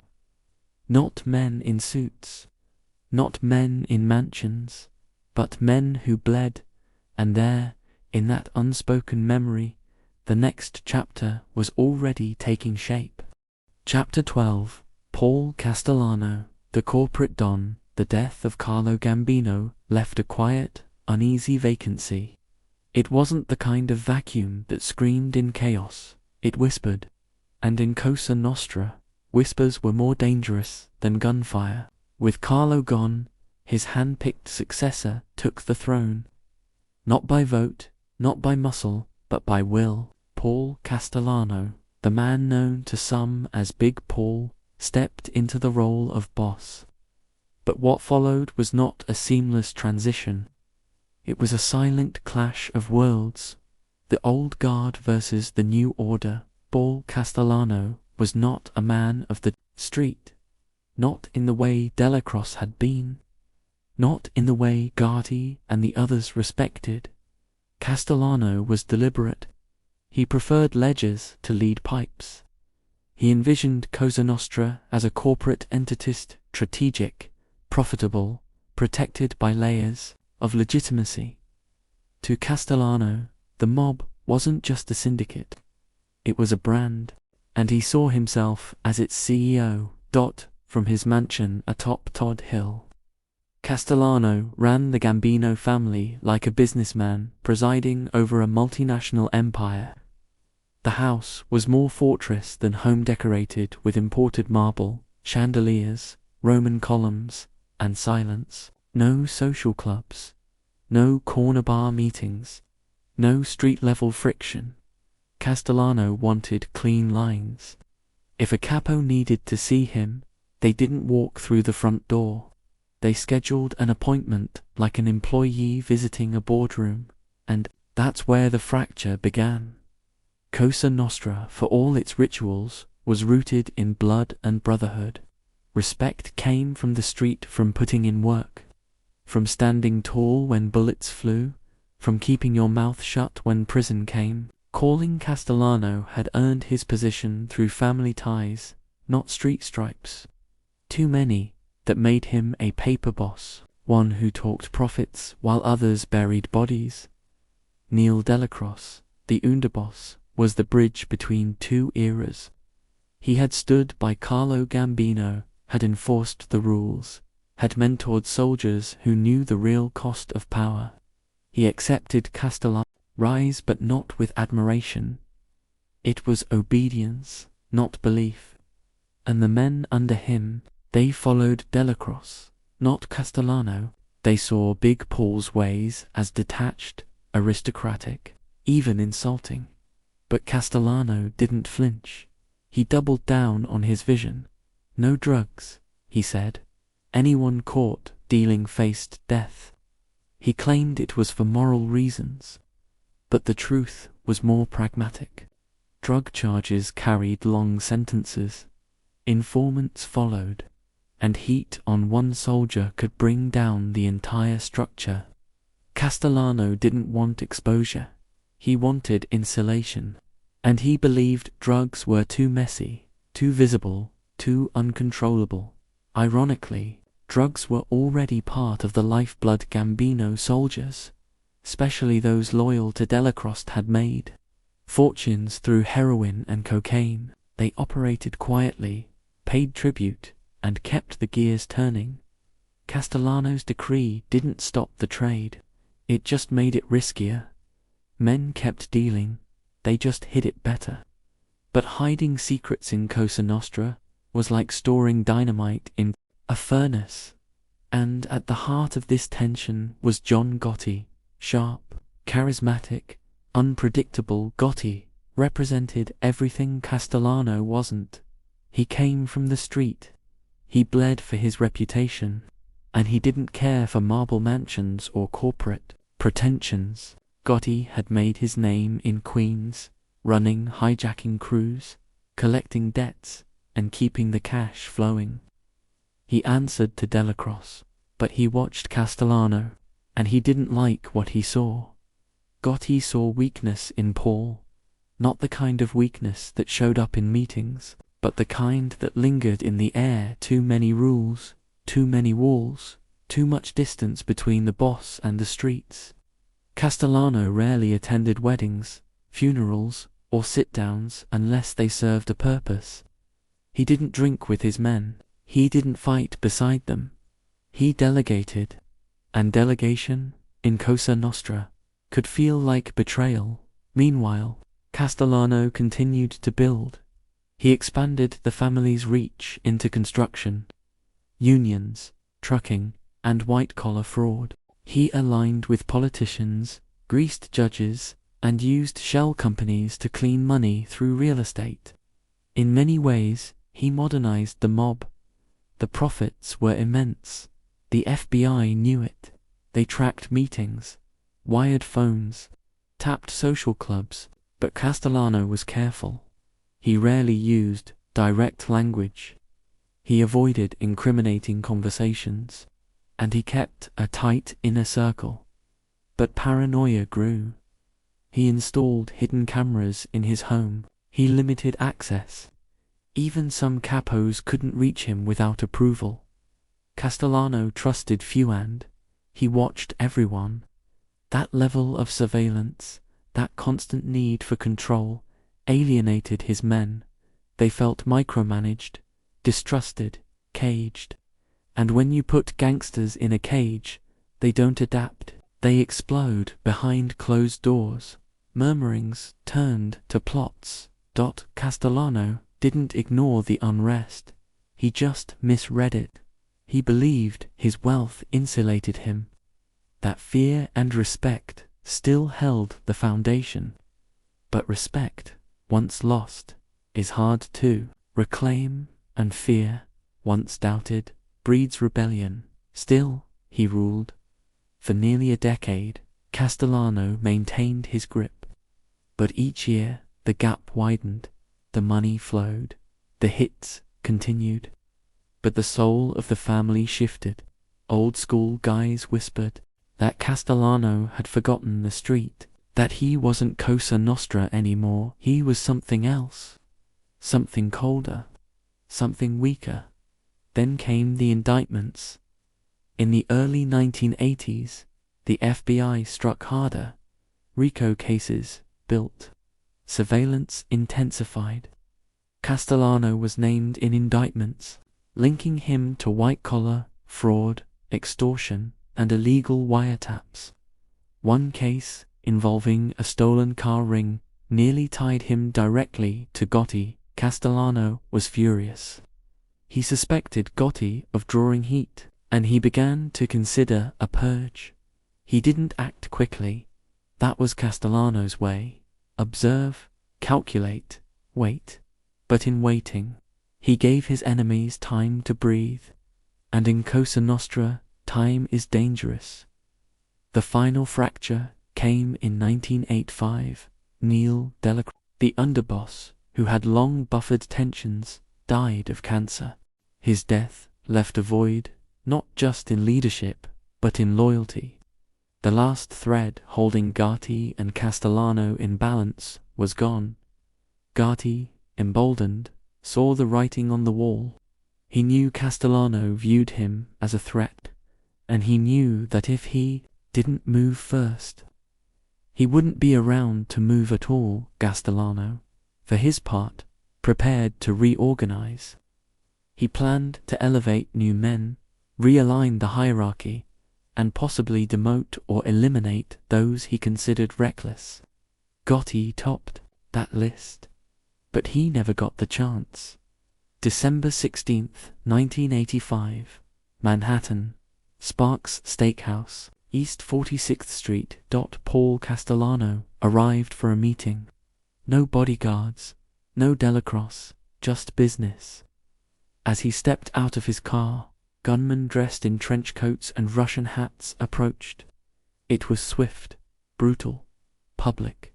6 shots. Castellano fell on the pavement, his blood seeping into the winter slush. Beside him, Thomas Belatti, his new underboss, died just as fast. The streets fell silent. No one claimed the hit. No one spoke the names. But everyone knew. John Gotti had made his move. And just like that, the corporate era was over. Castellano had tried to reshape Cosa Nostra. He'd tried to clean it, organize it, corporatize it. But the mob wasn't built for boardrooms. It was built in blood. And in the end, that blood reclaimed its place Paul Castellano's vision wasn't wrong. In many ways, it was ahead of its time. He understood the future, but he forgot the foundation. He tried to lead without walking the street, and the street never forgives absence. His death marked more than a transition. It marked a revolt, a reminder that in Cosa Nostra, power comes not from vision but from presence, from being seen, being feared, being respected where it matters. Gotti understood that. He didn't have Castellano's polish, but he had presence. And in the world of Cosa Nostra, presence is everything. Paul Castellano died believing he was building an empire of stability, but what he really built was resentment, and in the end, resentment pulled the trigger. Chapter 13. The Rise of John Gotti, the Dapper Don Watchers. The wind off. The East River carried a bitter bite in the winter of 1985. New York City was alive with steam rising from manhole covers and headlights, slicing through the misty dark like ghosts in motion. But beneath the surface, under the sounds of taxis, footsteps, and corner vendors, there was something deeper moving, something colder. John Gotti, once a soldier in the vast machinery of the Gambino crime family, was no longer just a man on the rise. He was a name that echoed in whispers, a presence felt before seen, and now the streets didn't just talk about him, they watched him. Gotti had always been different, even before he wore the crown. His voice had that gravelly Grouse Street worn, unapologetic. He didn't command with silence like Carlo Gambino, and he didn't scheme from marble halls like Castellano. Gotti walked among his men, shook their hands, cracked jokes, paid for dinners, and, more importantly, he remembered their names. It was charisma with sharp edges, and it was deadly. Born in the Bronx in 1940, Gotti had grown up fighting for everything: money, respect, space. By the time he was a teenager, his name was already surfacing in police reports, struck hijackings, stolen merchandise, assaults, not for the thrill, but for the climb. He wasn't just reckless, he was calculated, and that made him dangerous. By the early 70s, Gotti had earned a reputation inside the Bergin Hunt and Fish Club in Ozone Park, a gambler's den, a meeting spot, a command post for the crew he led under the wing of Underboss Neil Delacrosse. Gotti's crew was known for its discipline, its loyalty, and its reach: loan, sharking, extortion, and drug deals that moved quietly through Queens like smoke, slipping through alleyways. But Gotti wasn't content with middle-tier power. He played the long game, and that meant patience. It meant watching Castellano. It meant listening more than talking, waiting for cracks. And when Delacrosse passed away in 1985, the dam broke. Castellano was dead within weeks, and Gotti had pulled off what few dared to imagine: a coup in broad daylight. Paul Castellano's body was still cooling on the sidewalk outside Sparks Steakhouse when Gotti became the unspoken, unchallenged boss of the Gambino family. No ceremony, no vote, no smoke-filled rooms, just presence, bold, clear, undeniable. And with that, a new era was born. Not behind closed doors, but in full view of the city.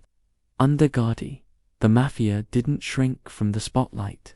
It welcomed it. Reporters swarmed outside the Ravenite Social Club on Mulberry Street, hoping to catch a glimpse of the new boss. And Gotti, immaculately dressed, tailored suits, silk ties, camel hair coats, gave them what they wanted: a wave, a grin, a smirk that said, "You know who I am." And America did. The tabloids called him the Dapper Don. To the public, he was a celebrity gangster.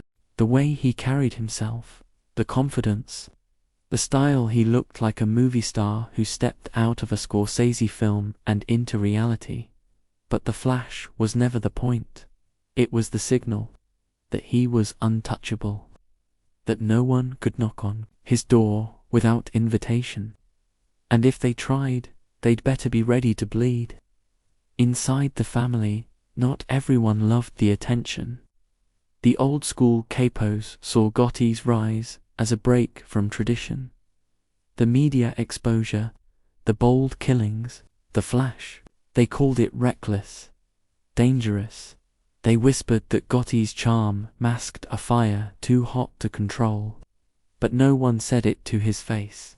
Gotti ran the family with an iron grin.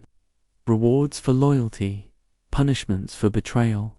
Meetings at the Ravenite were regular, strategic, direct.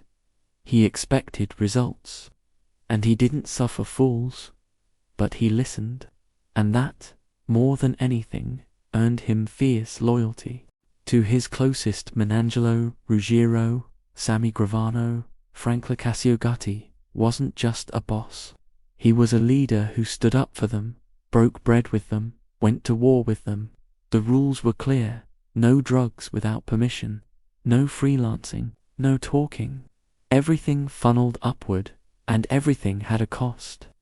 But as the money piled in from construction rackets, loan sharking, protection fees, and union skimming, so did the attention. And not just from cameras, from the FBI.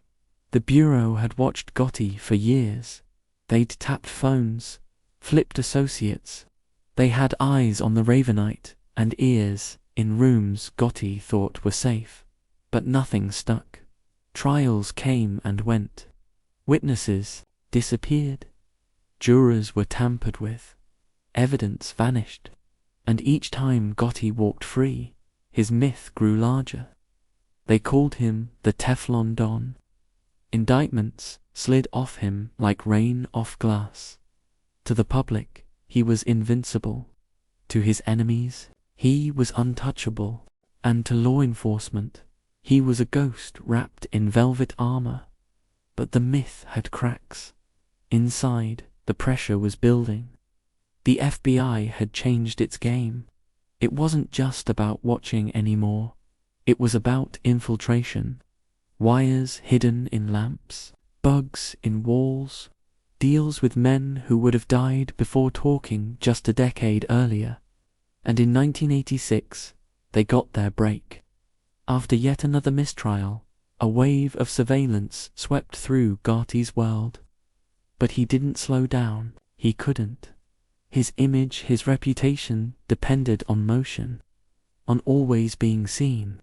And every time he stepped out of a courthouse with a smirk and a wave, he fed the legend and fed the fire. By now, Gotti's influence reached far beyond New York. He was known in Chicago, Philadelphia, Miami. His reach touched Atlantic City casinos, union jobs across the Northeast, and international drug corridors. And yet, the man at the center of it all still walked Mulberry Street like he owned it.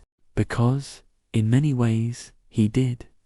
But power has gravity, and the higher you climb, the more you're watched. Cracks began to form, tensions with other families, suspicions about decisions made too quickly, loyalty stretched thin by fear and ego. Some capos resented how much power Gotti centralized. Some feared that the heat from law enforcement was burning too hot. Others envied the loyalty he commanded. And then there was Sammy. Sammy the Bull Gravano, Underboss, loyal enforcer, killer, businessman. For years, Sammy stood by Gotti's side, protected him, silenced problems, helped build the empire that Gotti ruled. But Sammy was also watching, and what he saw was troubling: more attention, more risk, less trust. When Gotti began suggesting that Sammy might take the fall for crimes they committed together, the bond cracked. And once the crack appeared, the FBI widened it. In 1991, Sammy flipped, the most devastating betrayal in Cosa Nostra's recent history. Over the course of months, he gave the feds everything: structure, names, murders, meetings, methods. His testimony would destroy the myth of the Teflon Don. And in 1992, John Gotti was finally convicted of murder, racketeering, obstruction of justice, and conspiracy. The courtroom fell silent as the sentence was handed down: life in prison without the possibility of parole. The Dapper Don was gone. Behind bars, Gotti remained defiant. He held himself like a boss, refused witness protection, refused to name names, but the world he ruled had shifted. The streets had changed, and the cameras, once his armor, had become his cage. John Gotti's rise wasn't just about power, it was about presence, about rewriting the rules of visibility in a world that thrived on secrecy.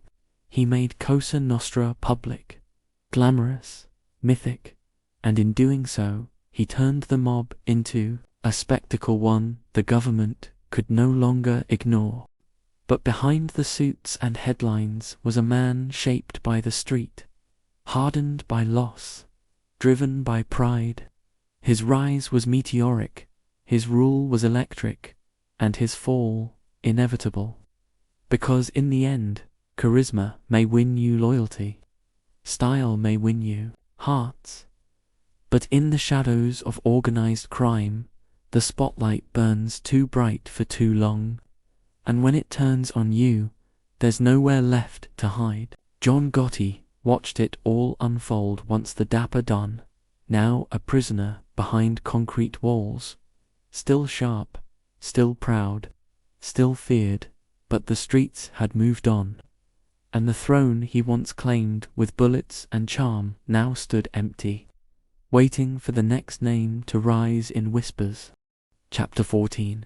Castellano's mistakes, greed, wiretaps, and enemies. The chill of the early 1980s hung over New York like a warning no one wanted to hear. Behind glass towers and the thunder of elevated trains, there were quiet rooms filled with whispers, tension, and suspicion. Paul Castellano, the boss of the Gambino crime family, sat atop it all, not with muscle, but with money, not with fear, but with distance. And that, in the end, would be his undoing. For all his power, Castellano misunderstood one fundamental rule of Cosa Nostra. Being respected is not the same as being feared, and in the streets, respect fades quickly when fear isn't there to back it up. Big Paulie, as they called him, had traded the gritty loyalty of the streets for the clean polish of suburban comfort. His mansion on Todd Hill, Staten Island, stood like a monument to wealth and separation. 20 rooms, marble floors, crystal chandeliers. He wasn't just a mob boss, he saw himself as a CEO.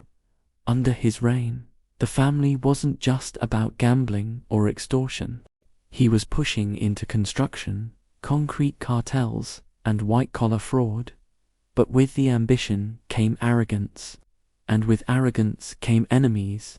Castellano had little time for the old ways, for sit-downs in smoky back rooms or social clubs filled with noise and loyalty. He preferred quiet rooms, business meetings, and reports. He surrounded himself with a different kind of soldier, men in suits, not leather jackets. It was a shift in culture, and not everyone liked it, especially not the men in the streets. Men like John Gotti. Gotti watched as Castellano pulled further away from the world he claimed to rule. There were fewer face-to-face meetings, fewer handshakes. Castellano didn't walk the streets. He barely left Todd Hill. To many, it was an insult. To Gotti, it was a weakness. But the danger wasn't just internal. The FBI was circling. By 1981, they had planted wiretaps inside Castellano's mansion. They listened as he talked freely about payoffs, construction deals, even murders.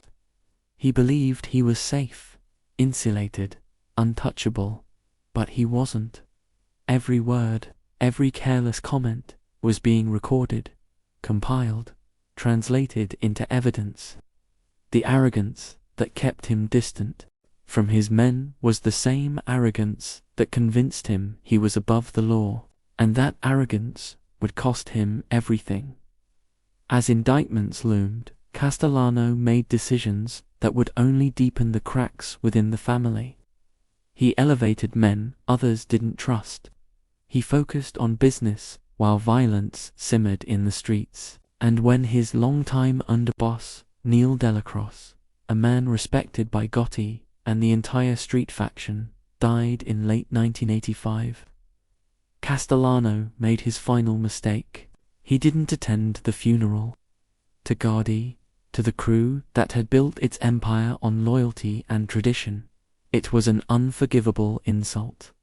The boss had failed to show respect to a brother, and in Cosa Nostra, disrespect is death. Tensions boiled. Castellano had grown increasingly paranoid, issuing orders that reeked of desperation. He suspected betrayal from within. He micromanaged operations he didn't understand, and, most importantly, he tried to rein in the very men who had once enforced his empire with blood and steel. Among them was Gotti's close associate, Angelo Ruggiero, a loud, temperamental capo, whose indiscretions had already drawn unwanted attention. Castellano demanded to hear wiretap recordings that allegedly implicated Ruggiero in drug trafficking, a cardinal sin in the family unless sanctioned by the boss. But Ruggiero refused to hand them over, and Gotti backed him. Suddenly, the lines were drawn. Castellano believed his authority gave him the right to punish insubordination. Gotti believed the boss had overstepped. Whispers turned to conversations, conversations to plans, and in the shadows of Mulberry Street, a new future was being written in silence. Castellano had built his kingdom like a corporation, cold, structured, hierarchical, but Cosa Nostra had always been about blood, loyalty, and respect. He'd traded tradition for strategy, and he'd underestimated the street.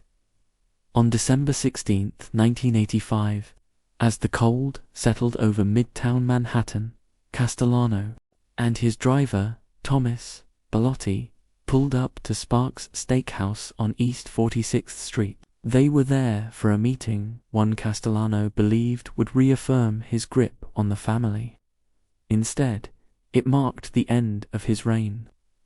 As the car came to a stop, 4 gunmen emerged from the shadows, dressed in trench coats, calm and clinical. They opened fire. Castellano was hit multiple times before he even stepped onto the curb. Bellotti died seconds later. The scene was chaos. Blood pooled on the pavement. Screams pierced the winter air, and as the city tried to process the boldness of the hit, Gotti sat a few blocks away in a nearby car, watching, waiting. Calm. Within hours, word spread through the 5 boroughs. Castellano was gone, and Gotti, the streetwise capo with charm, calculation, and muscle, had filled the vacuum. No ceremony, no vote.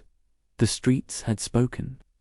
But while the murder was swift, the roots of Castellano's downfall stretched back years. He had forgotten who he was dealing with. This wasn't Wall Street.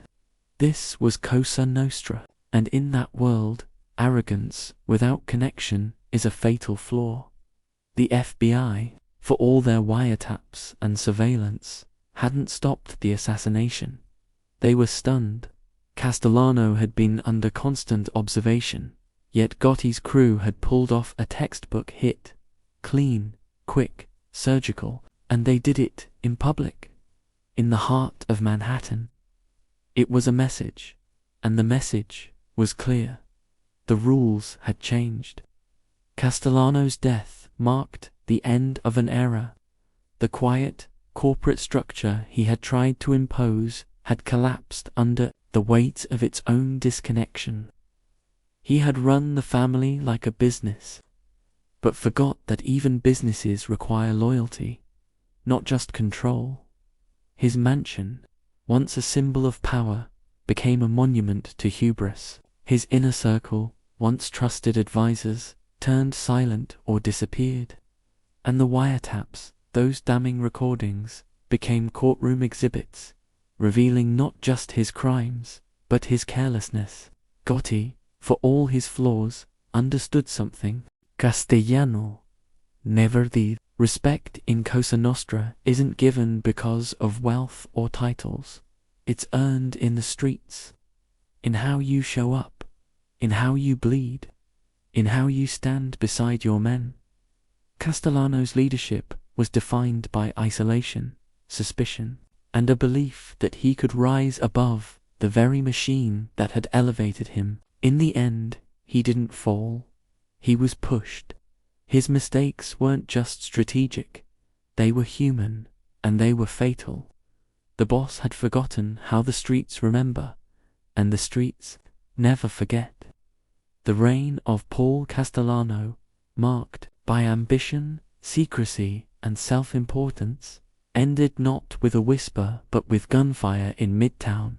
And as the blood dried outside Sparks' steakhouse, the city understood one thing. In the world of organized crime, power is never inherited. It's taken. And on that night, John Gotti took it. With bullets, with silence, with timing. Castellano's story is a warning about the dangers of distance, the price of arrogance, and the enemies that rise when you forget the weight of the crown. In Cosa Nostra, every move echoes, and Paul Castellano, once a king in marble halls, was reduced to a headline and a cautionary tale. A man who thought himself untouchable, until he wasn't. Chapter 15, Betrayal at Sparks' Steak House. December 16th, 1985, New York City wore its winter coat like a shroud, cold, grey, and indifferent. The streets buzzed with the usual rush of office workers and holiday shoppers. Steam rose from manholes and headlights cut through the early evening mist. But on East 46th Street, just off 3rd Avenue, something darker stirred. Outside a popular midtown restaurant, Sparks' Steakhouse, two figures sat in a black Lincoln Town car. Inside was the most powerful man in the Gambino crime family, Paul Castellano. Beside him, his driver and Underboss, Thomas Belatti. They didn't know it yet, but they were minutes away from death. Paul Castellano had ruled the family like a CEO, not a street boss, from his stately mansion on Todd Hill. He had transformed the Gambino empire into a corporate machine dealing in construction, unions, loan sharking, and white-collar crime. But his reign had alienated the men who had built that empire with their fists and blood. Men like John Gotti. The street soldiers called Castellano Big Paul, but not out of affection. His distance, his arrogance, and his growing paranoia had turned respect into resentment.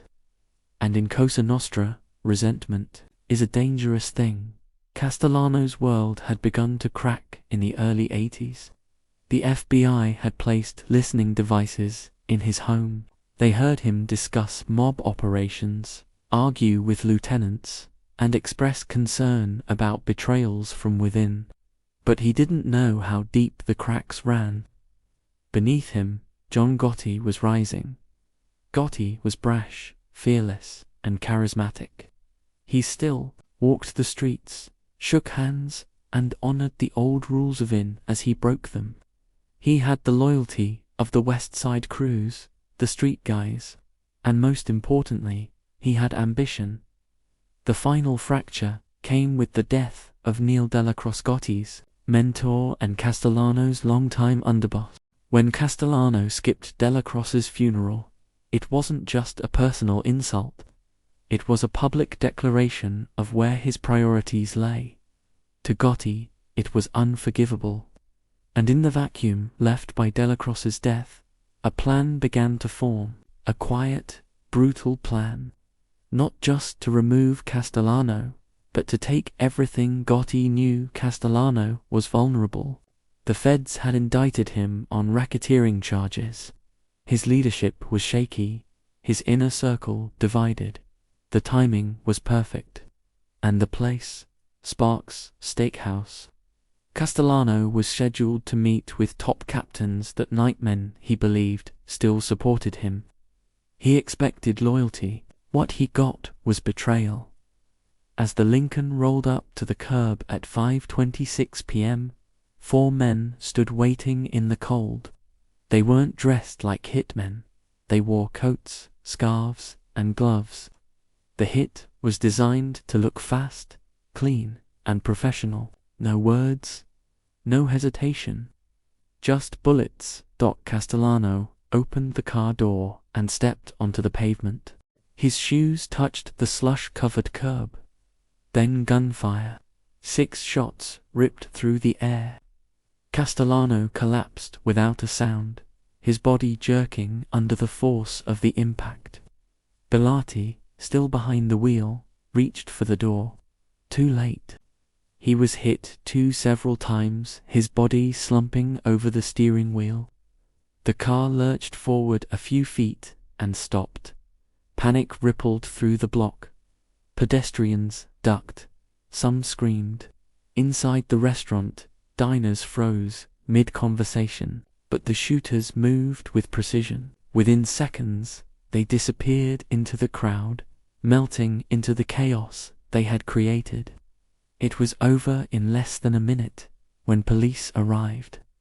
They found 2 bodies, Paul Castellano and Thomas Bellotti, bleeding out on the street. Lay face up in the snow, his eyes open, glassy, still. Bellotti's blood soaked the driver's seat. No one had seen the shooters clearly. No one dared to say what they had witnessed. But in the world of organized crime, everyone already knew. Gotti had pulled the trigger, figuratively, if not literally. The execution had been sanctioned by no one on the commission. It was a rogue move, a declaration of war. And yet, no retaliation came. Within days, Gotti emerged not as a fugitive, but as a boss. He held meetings at the Ravenite Social Club. Captains pledged loyalty. Soldiers aligned themselves. The Gambino family had a new dawn. But this chapter in mob history wasn't just about power, it was about betrayal. Castellano had trusted his captains. He believed his authority, his title, would protect him. He had forgotten that power in Cosa Nostra is earned every day, not in boardrooms, not in bank accounts, but in respect, loyalty, and presence. Castellano had distanced himself from the very men who kept the machine running, and they responded in kind. John Gotti, for his part, became a symbol overnight. The media dubbed him the Dapper Don for his tailored suits, his swagger, his apparent immunity to fear. But behind the headlines was a man who had waited, calculated, and struck. With precision, he knew the code. He understood that if he didn't act, he would be next. Castellano was planning to demote him or worse. The hit wasn't just ambition, it was survival. In the weeks that followed, the FBI scrambled. They hadn't expected it. Their surveillance had failed to prevent the most high-profile mob hit in decades. Sparks Steakhouse became a crime scene, a symbol, and a turning point. Law enforcement agencies across the country knew this wasn't just another mob killing. This was the end of an era. Castellano's death marked the fall of the last old world Don Juan who had tried to turn Cosa Nostra into a business empire. But the mob was never just about money. It was about legacy, loyalty, and rules written in blood. And Castellano had violated them all. His betrayal wasn't just of individuals, it was of the code. And in that world, betrayal is always punished. The hit was also personal. For Gotti and his crew, it was revenge. Castellano had looked down on them, dismissed their street methods, their personalities, their voice in the family. He saw them as relics. They saw him as a tyrant. In the end, it was a standoff between two visions of power, and only one could survive. As investigators pieced together the crime, suspicion turned quickly to Gotti, but proving it would be another matter. No witnesses came forward, no one talked, and Gotti knew how to work the courts. He had lawyers, money, and influence. The killing was clean, and more importantly, it was accepted. Within the family, no one challenged the new order. Castellano was gone, and Gotti, flawed, fearless, and full of fire, was in charge. Sparks' steakhouse remained open. Years later, diners still asked to sit near the window where the murder happened. Blood had stained the sidewalk, but time, as it always does, washed it away. Still, for those who knew, the memory lingered. That night, in December, had reshaped the Mafia. It had sent a message louder than any court verdict or federal raid. The betrayal at Sparks wasn't just a hit, it was a reset. The rules changed, the commission changed, the FBI changed their strategy, and Gotti, he became something the mob hadn't seen in years. A public figure, a media darling, a gangster who didn't hide. But all of it, his fame, his reign, his fall, started with those gunshots outside a steakhouse. Castellano had been powerful, wealthy, connected, but he had made one fatal miscalculation. He forgot the street, and the street never forgets. It remembers every insult, every failure, every betrayal, and when the time comes, it settles its accounts without mercy. As snow began to fall again, that December night, the city kept moving. Sirens echoed. Red and blue lights bounced off brick walls. But inside the underworld, a coronation was already underway. The boss was dead. Long live the boss. And so began a new chapter in the American Mafia, written not in ink, but in blood on concrete. Chapter 16. The Dapper Don, John Gotti, takes over. The funeral was grand, not in sorrow, but in spectacle. Paul Castellano, the boss of bosses, lay in his casket under the gold domes of a Staten Island church. A man once feared, now silenced. Across the city, the real story was already unfolding, not in whispered prayers, but in bold movements. And at the center of that rising storm stood John Gotti. Unlike his predecessors, Gotti did not ascend quietly. He didn't hide in the shadows or retreat to the back rooms of old-world cafes. He embraced the spotlight with the swagger of a movie star and the cold resolve of a battlefield general. His rise wasn't just the result of ambition, it was the birth of a new era, and in that era, Cosa Nostra would no longer remain in the shadows. John Gotti was born in the Bronx in 1940, one of 13 children. Raised in poverty, he understood early on that power wasn't given, it was taken. As a teenager, he was already working under the watch of Carmine Falcone and later Angelo Ruggiero, learning the codes of the street. But it wasn't rules he was drawn to. It was respect. It was presence. He had the kind of charm that could disarm a stranger. and the kind of temper that could kill one just as fast. By the 1970s, Gotti had climbed the ranks of the Gambino family, earning a reputation as a capable enforcer and loyal soldier. He kept his crew close, men like Sammy the Bull Gravano, Frank DeCicco, and Ruggiero himself. They operated out of the Bergen Hunt and Fish Club in Ozone Park, a storefront turned headquarters, where neighborhood kids watched Gotti step out of his Lincoln Continental in designer suits and rings that caught the sun like diamonds. After Castellano's death, there was confusion, but not chaos. Gotti moved fast. He met with the captains, secured their loyalty, and set up a new structure. Frank DeCicco became Underboss, Joe Armoni, consigliere, Sammy Gravano, the silent killer, moved closer to the top. Within weeks, the Gambino family was back in motions, stronger, louder, and more visible than ever before. What Gotti did next was unprecedented. He became the face of the American Mafia.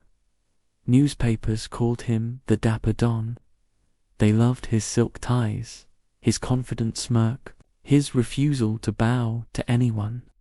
TV crews captured him walking into courtrooms with his chin high, like a politician on the campaign trail.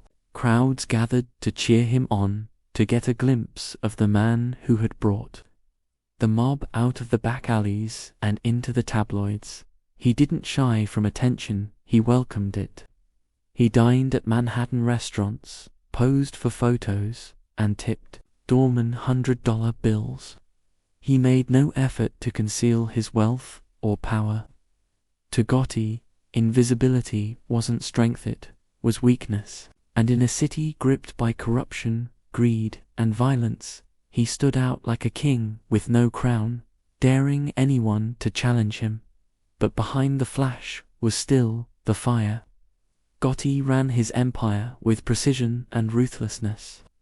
Extortion, construction, rackets, drug trafficking, loan sharking, every inch of territory that Castellano had managed with paperwork and lawyers, Gotti controlled with fists and fear. He reinstated respect on the street. He listened to his soldiers. He made appearances at wakes, weddings, and baptisms. And for a while, it worked. Yet his style was not without consequence. The old guard of Cosa Nostra had always operated on a principle Omertà. Silence above all else. Secrecy was survival. Exposure was a threat. And Gotti, for all his strength, defied that rule.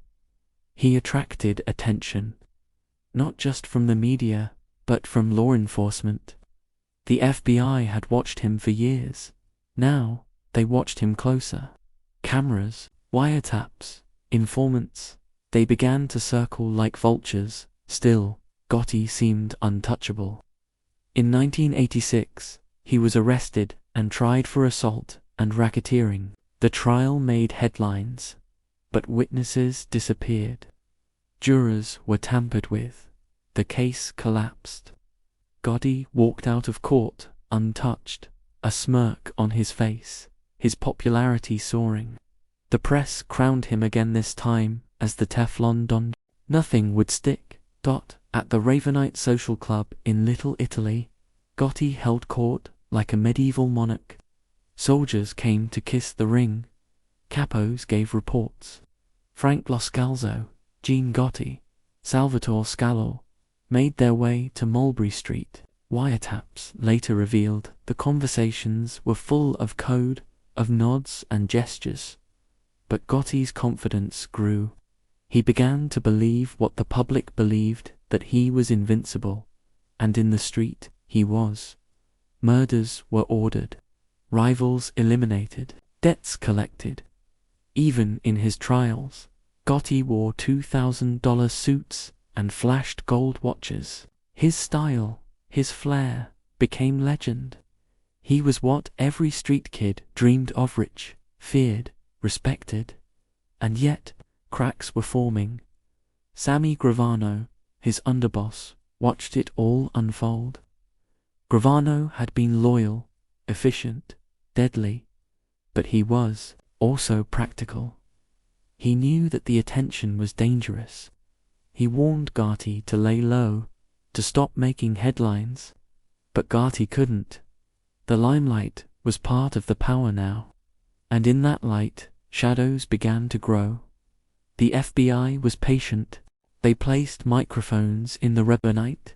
They recorded Gotti talking freely, trusting too much. They flipped low-level associates. They followed the money. They watched Gravano, and then they made their move. In December 1990, Gotti was arrested, once more, this time with Gravano and consigliere Frank Licasio. The charges were serious: murder, racketeering, obstruction. This wasn't just another trial. This was war. And the government had something it never had before: Gotti's own voice.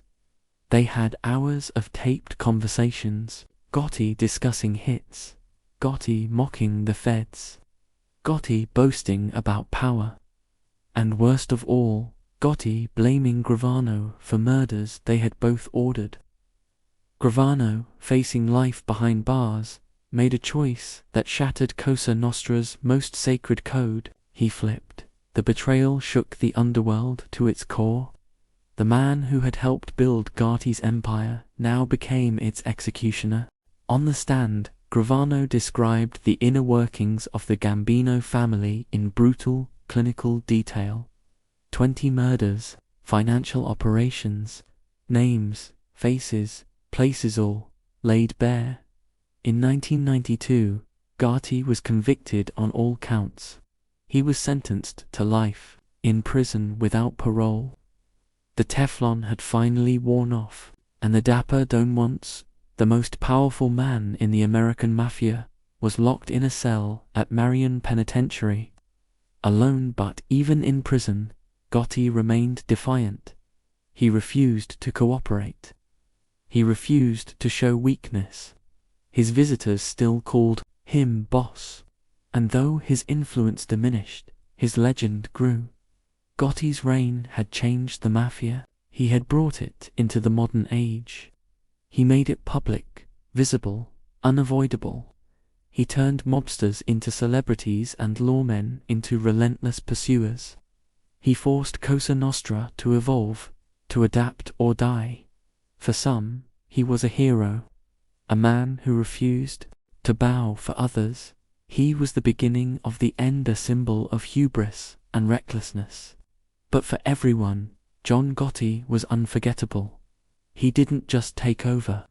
He redefined what it meant to rule, and in doing so, he sealed his own fate. That was the price of power. The cost of being the Dapper Don. Chapter 17: The Gotti Media Circus. On a cold February morning in 1990, the streets outside Brooklyn Federal Court didn't look like the site of a criminal proceeding. They looked like a red carpet premiere. Reporters packed the sidewalks. Camera flashes lit the faces of spectators leaning over metal barricades. Paparazzi shoved microphones past uniformed officers, shouting questions not at politicians or actors, but at a mob boss. And then, like clockwork, the Lincoln Town car pulled up. The door opened, and out stepped John Gotti. He was dressed like he'd stepped out of a Hollywood script: an immaculate overcoat, tailored pinstripe suit, burgundy silk tie, and the infamous slicked-back silver hair. The crowd erupted. Some booed, some cheered, many just stared. He smiled, he winked, and he walked through the cameras like they were his own private spotlight. For decades, Cosa Nostra had lived by a sacred code: secrecy, silence, invisibility.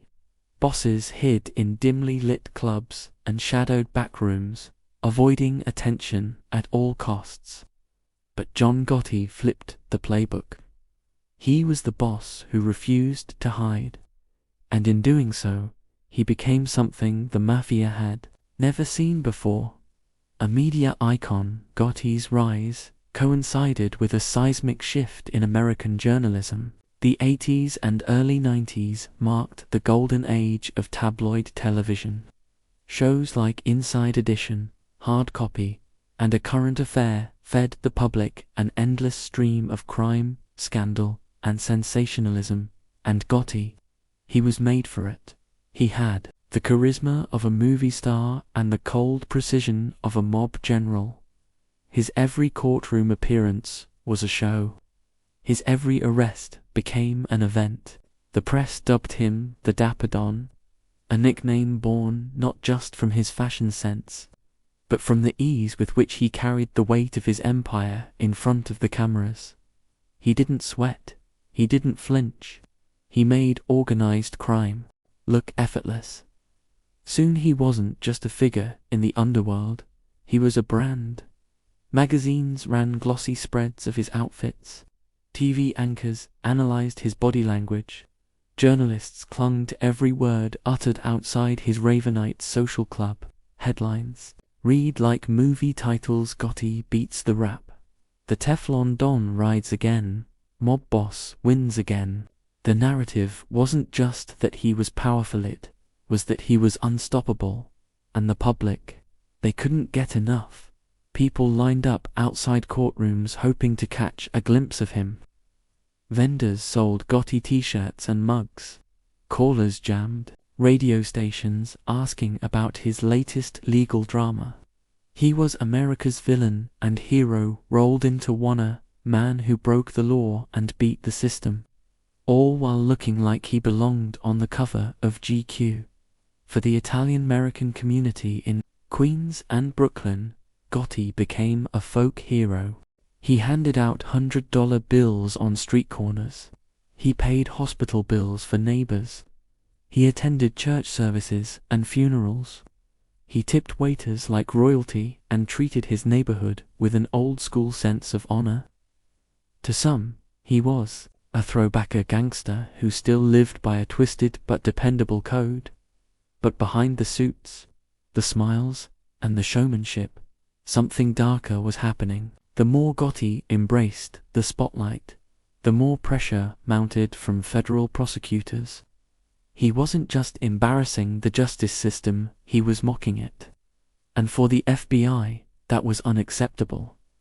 Agents poured resources into taking him down, hundreds of hours of surveillance, hidden microphones in the Ravenite, undercover informants buried deep within his inner circle.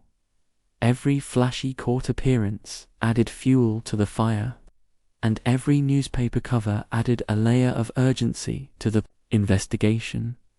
What Gotti didn't see, or refused to see, was that the camera lens that made him a star also made him vulnerable. The more he talked, the more he was heard. The more he appeared, the more he was followed. And the more he was celebrated, the more his enemies inside and outside the mob began to whisper. Inside the Mafia itself, there were growing doubts. Traditional bosses like Anthony Corallo and Vincent Gigante despised Gotti's flamboyance. They saw it as dangerous, reckless, and self-serving. Cosa Nostra had survived for a century because it had stayed in the shadows.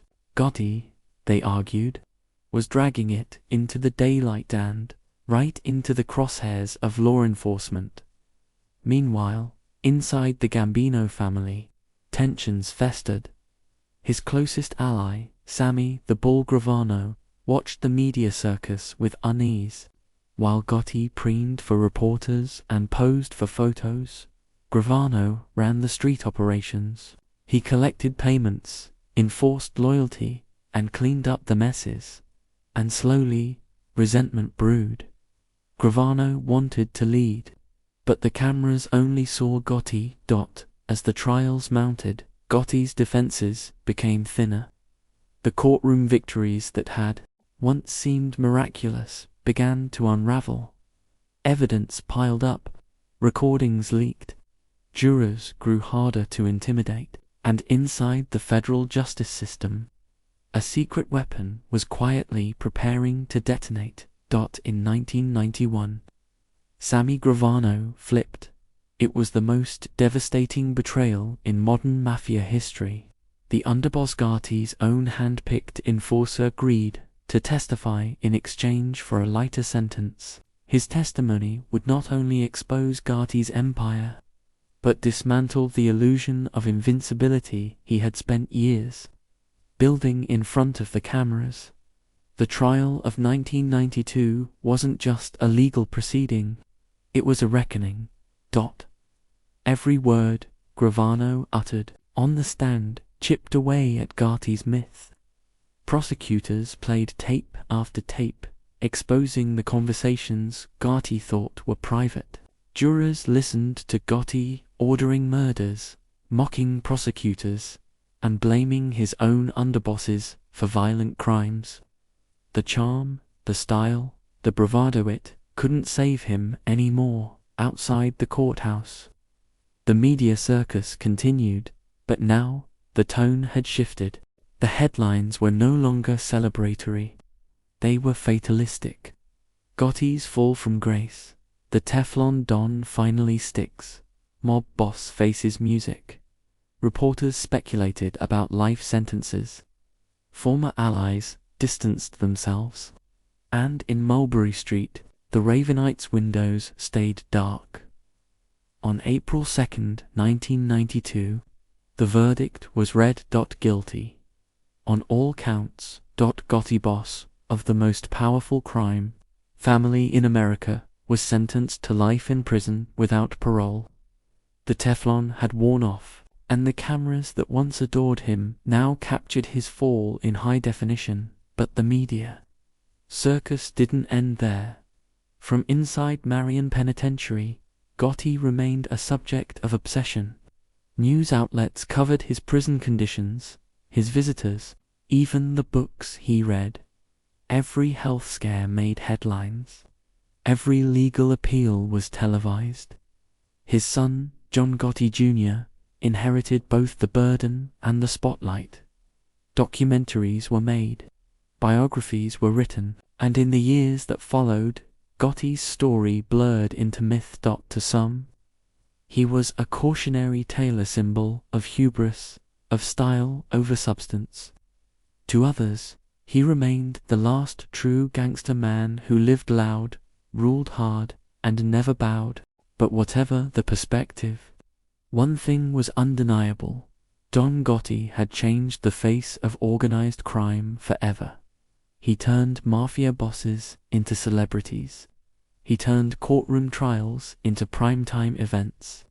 He rewrote the public's image of the mob not as faceless figures in shadows, but as men in designer suits who laughed in the face of justice. His empire may have crumbled, but his legend remained intact, not because of what he did behind closed doors, but because of what he dared to do in full view of the world. And that was the Gotti paradox: a man of silence who chose the spotlight, a criminal who became a celebrity, a king whose court was the press. The media built him, and in the end, the media helped destroy him.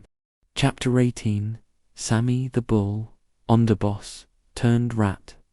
It was the winter of 1991 in New York City. The sky hung low and grey over the 5 boroughs, and the bitter wind cut through the narrow alleyways like a silent blade. Inside the federal building at 26 Federal Plaza, in a room without windows, lit only by the soft hum of fluorescent lights, a man sat across from FBI agents, his eyes tired, his mouth drawn tight. That man was Salvatore Sammy the Bull Gravano, underboss of the Gambino crime family. And on that cold day, he broke the most sacred code of Cosa Nostra. Sammy Gravano had once been a man of absolute loyalty, a soldier, a capo, and eventually the underboss of the most powerful crime family in America. His word had been his bond. Omertà, the oath of silence, was stitched into the fabric of his life. Betrayal wasn't just a crime, it was the unthinkable. But things change. Pressure cracks stone. And when faced with the reality of a lifetime behind bars, the bull did the unthinkable. He talked. To understand the betrayal, we must first understand the man. Sammy Gravano was born in 1945 in Brooklyn, New York, to Sicilian immigrant parents. He was a street kid, small for his age, but quick with his fists and quicker with his instincts. He earned the nickname the Bull after standing his ground in a fight against older boys who tried to steal his bicycle. The name stuck, and so did the toughness. As a teenager, Gravano drifted toward the life that had always hovered in the corners of his neighborhood. The life. He did jobs for local mob guys, made his bones in the streets, and found a place in the Colombo family before ultimately making his way to the Gambinos. He wasn't flashy, he didn't crave headlines. He was calculated, calm, and above all else efficient. He handled problems with quiet resolve, and when blood had to be spilled, Sammy pulled the trigger without hesitation. Carlo Gambino had long passed by the time Sammy came up. Paul Castellano was boss, now a man who valued white-collar rackets and looked down on the street guys. Castellano and Sammy didn't see eye to eye, but John Gotti did. And when Castellano started making moves that alienated the Rancanfil, it was Gotti and Gravano who conspired to change the guard. The assassination of Paul Castellano outside Sparks Steakhouse in 1985 was the moment the balance of power shifted. It was a hit that sent shockwaves through Cosa Nostra, and Sammy was in the inner circle. He didn't pull the trigger, but he was there. He helped plan it, helped orchestrate it. And when Gotti rose to power, Sammy rose with him. From that moment on, he was the underboss, the right hand, the enforcer, the man who kept the engine running while Gotti played the role of celebrity don. But the spotlight has a price. Gotti's love of media, his tailored suits, his charm with the press, it all painted a target on his back. The FBI made Gotti public enemy number one, and in their quest to take him down, they planted bugs, wired informants, and followed every move. Eventually, they hit Golda, tiny device planted in an apartment above the Ravenites Social Club on Mulberry Street. On those tapes, the feds heard Gotti talking, complaining, even blaming, and some of that blame fell on Sammy. In 1990, Gotti, Gravano, and consigliere Frank Lacazio were arrested and charged with a laundry list of crimes: murder, racketeering, conspiracy. The government had tapes, witnesses, and a plan. They would break the Underboss. The decision didn't come easy. For Sammy, it was like swallowing glass. Everything he had believed in, everything he had killed for, was built on loyalty. But as he listened to the tapes, as he heard Gotti paint him as a rogue, a killer acting on his own, something inside him snapped. "I was taking the weight," Sammy later said. "He was throwing me under the bus." In November 1991, Salvatore Gravano made history. He became the highest-ranking member of Cosa Nostra to cooperate with the government. He sat down with FBI agents, prosecutors, and a team of specialists. Over days, weeks, and months, he unraveled the secrets of the Gambino family. He gave names, dates, details. His testimony would put away dozens of mobsters and deliver the fatal blow to Gotti's defense. The courtroom in downtown Manhattan was packed the day Sammy took the stand. Federal marshals flanked the room, reporters filled the pews, and Gotti sat motionless, his face carved in stone. When asked to identify the boss of the Gambino family, Sammy didn't hesitate. "John Gotti," he said, is the boss. The testimony stretched over days. Gravano described murder plots with surgical precision. He confessed to personally participating in 19 murders.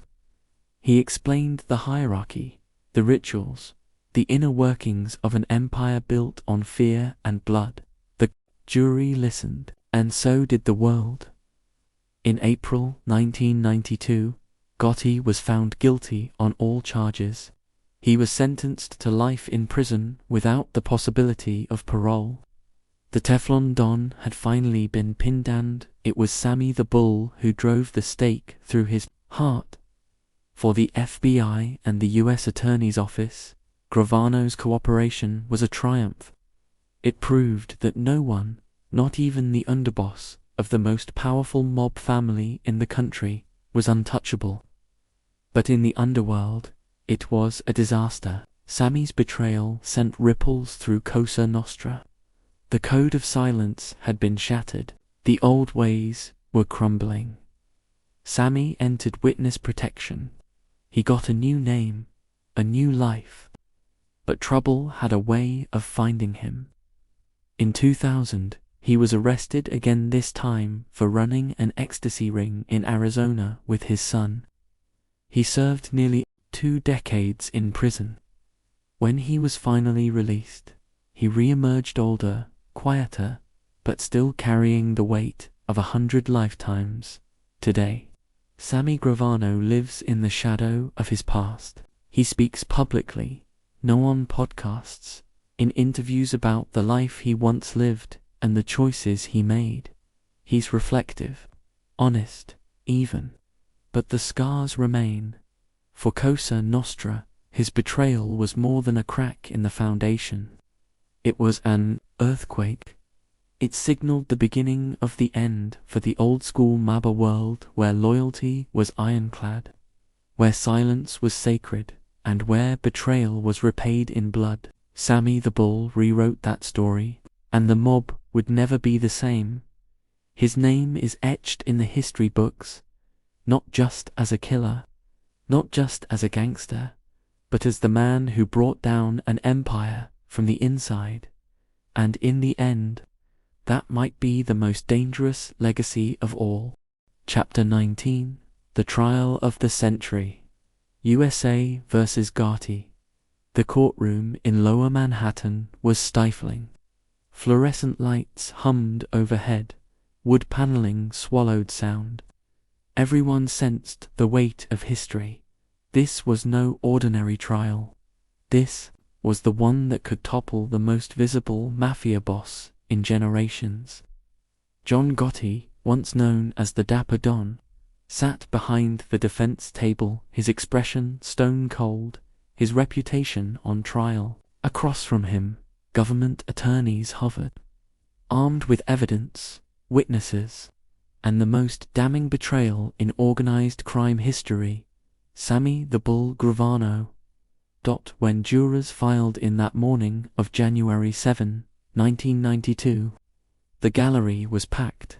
Reporters clicked pens, photographers snapped, and in that moment, the world held its breath. For the first time, America's Mafia would be exposed, personal, organized, unvarnished under the harsh glare of the law. The prosecution began with Gravano's testimony. He stepped up with measured steps, his voice steady. He described hit lists, code words, surrendering to Gotti's orders. He admitted to killing 19 men. He detailed rituals, the secret induction ceremony, the voice-only conversations, the silence of witnesses, and he pointed to Gotti as the commander-in-chief. Would you have done those murders without Gotti's approval? The lawyer asked. Gravano paused. Then he said, no. The courtroom gasped. The audience leaned forward. Journalists scribbled furiously, and in the courtroom, a portrait emerged not of a press-savvy showman, but of a man standing at the center of an empire built on violence. Gotti's defense tried to undermine Gravano's credibility. They called him a murderer. a liar, a man facing his own charges. They emphasized his motives, but the jury had heard the tapes, the audio captured over months in the Ravenite social club. They had heard Gotti's voice, crisp and unguarded, talking about killings, payments, family. Recorded evidence doesn't bend. It doesn't hide behind alibis. It tells the truth if you listen. As mid-February arrived, the atmosphere grew more intense. Court recesses were filled with murmured speculation. Outside, banners read Teflon Don and Guilty. Editorials in New York Daily News and Washington Post debated the meaning. Was this the final defeat of the Mafia? Could the conviction of its most powerful boss break the code? Inside the courtroom, more witnesses took the stand.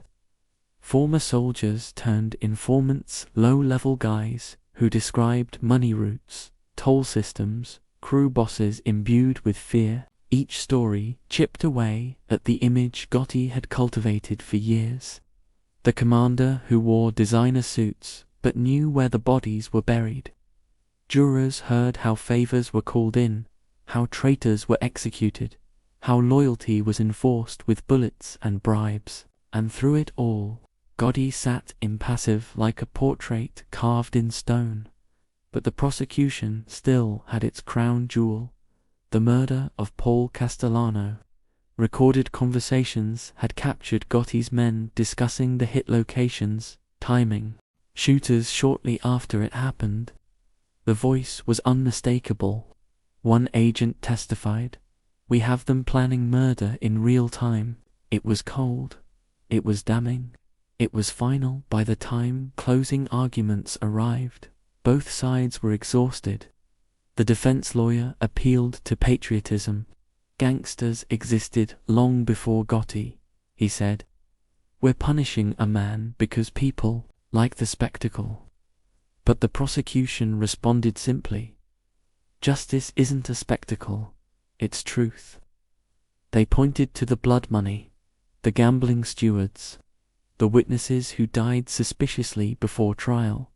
The jurors listened. The verdict was not a mystery. On April 2nd, 1992, the courtroom was silent. Then came the words, "Guilty on all counts."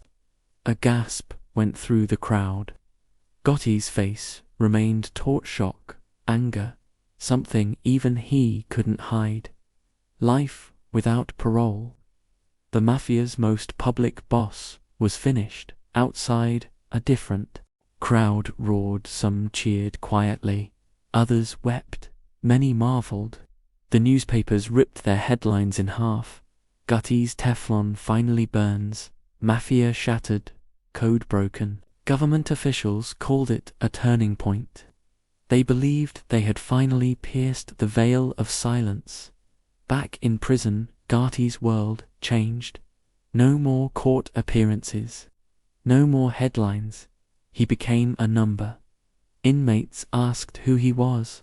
Guards watched his visits. His empire unraveled without his direction. Gotti's sons tried to rebuild, but the energy had faded. His charisma had been dimmed by a courtroom conviction. The trial's impact rippled far beyond the courtroom walls. Prosecutions followed. Gambino soldiers turned state's evidence. The FBI gained confidence. More cameras, more wiretaps, more long sentences followed. The code of Omertà, once thought unbreakable, showed cracks.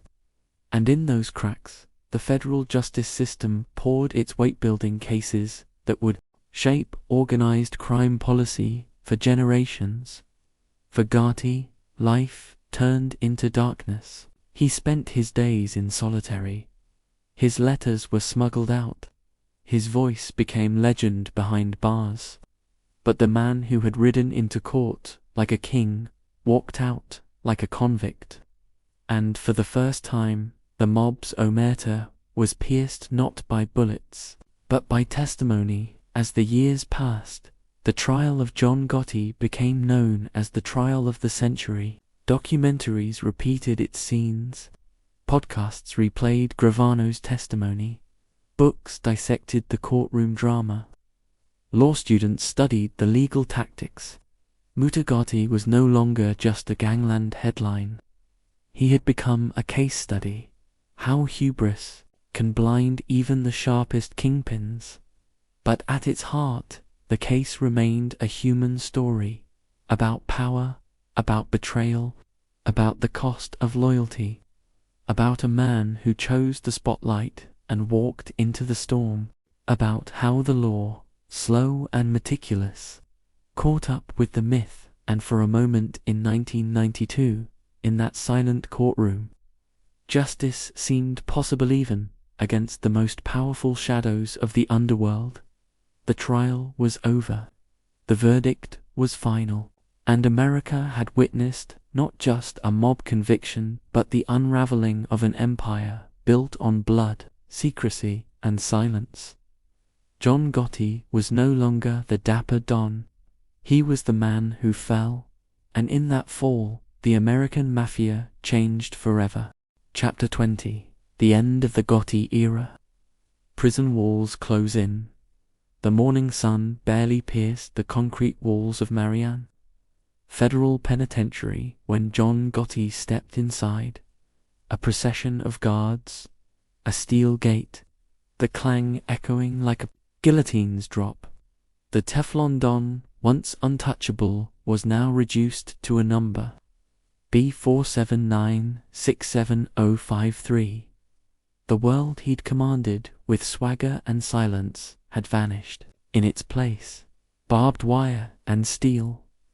In that moment, the grandeur of the Dawn's past life felt distant.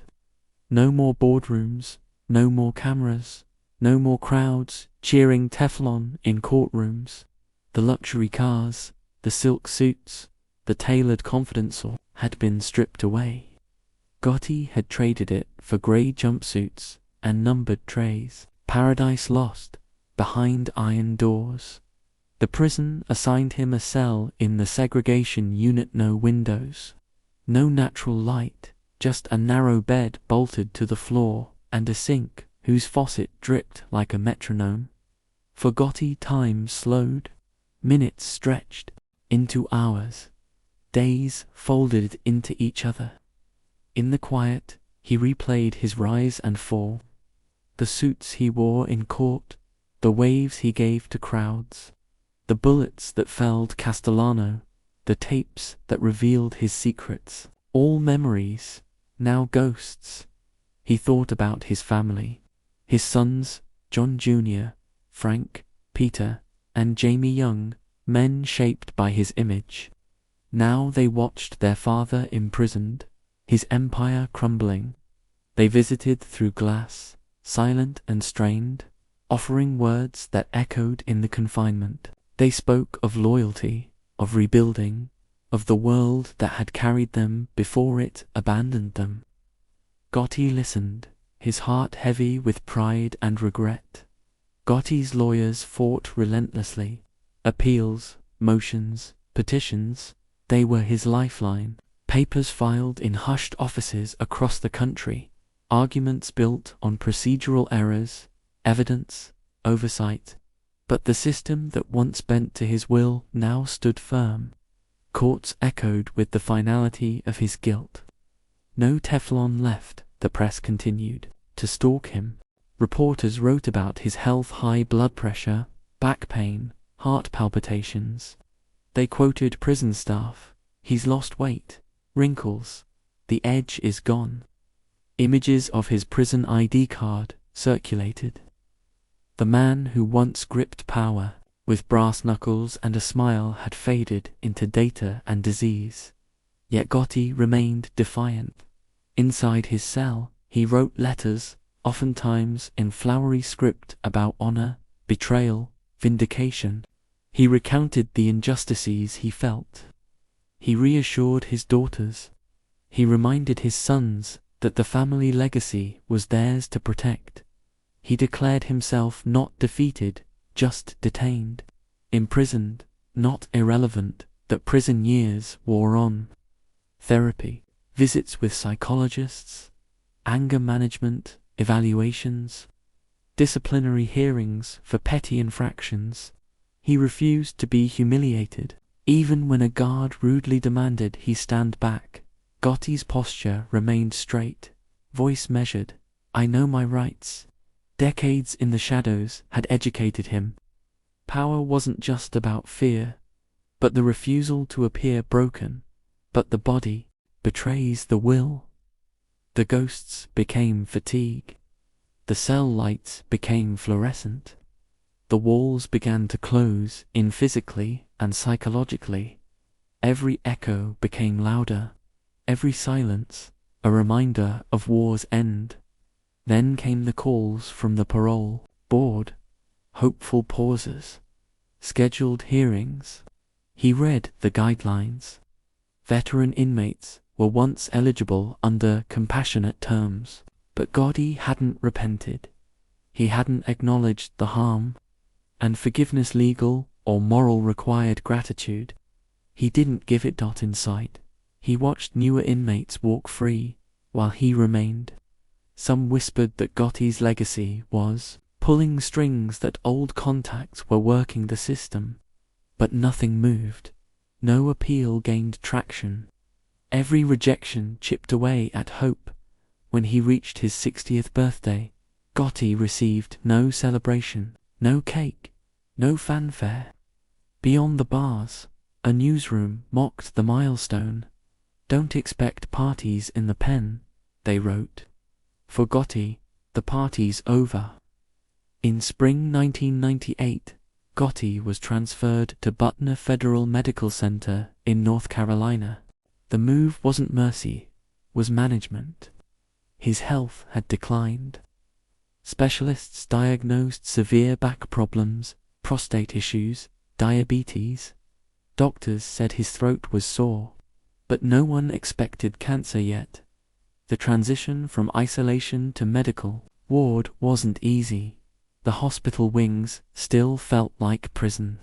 White coats and clipped tones replaced black and white guards. Nurses clicked pens, not handcuffs.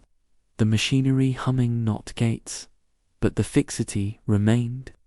The loss of autonomy was total. In that sterility, Gotti's reflection deepened. He looked at the trademark face, once defiant, charismatic, untouchable, now aged, fragile, mortal. He saw the apology he never expressed. He saw the sons he damaged. He saw the empire that died with him. And he realized legacy is not just the story told, but the way the story ends.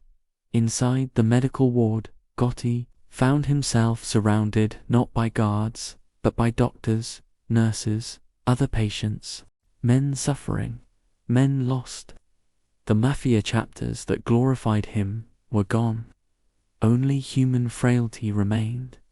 He spent hours in a wheelchair at afternoons, watching the sunset filtered through small windows. He wrote in a journal scraps of regret. Miss my wife. Miss my freedom. Wish I could fix what I broke. Sometimes he stared at the ceiling and fought tears. The boss, the Don, the Teflon Don, reduced now to inhalers and pain pills. His health worsened dramatically in 2008. Hospitalization stretched into weeks. Diagnosis, throat cancer. The announcement spread beyond prison walls. The media described him as dying. Afternoon news feeds repeated the term, once America's most powerful mob boss, now a patient. Humanization, at last, replaced mythology. Family was allowed visits, later done through glass partitions. Doctors confirmed chemotherapy and radiation could slow the disease, but remission wasn't possible. Gotti was forgiving to his medical team but stubborn to his outsiders. He maintained that, in his way, every day was his own. In these final months, the lines between past and present blurred. He dreamt of Mulberry Street, of court appearances, of rallies from his supporters, but the future was now. Cells and corridors, for drips and monitors. This was final. The glow of photo flashes pales in comparison to biomed beams. The world around him took stock. Documentaries rehashed his glory. Interviews asked if he regretted the path. Historians wrote that Gotti had been the last of the old guard, a link between mid-century mob rule and modern organized crime's downfall. His image, they said, symbolized the glamorization and collapse of Mafia life. Inside, Gotti didn't comment much. He nods at cameras. He frequently clears his throat, coughs, struggles to speak. His voice lost its power. But when asked one final time if he regretted anything, he paused, pain mixing with pride.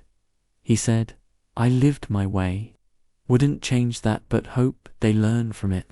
On June 10th, 2009, Gotti died, not with a roar, but a whisper.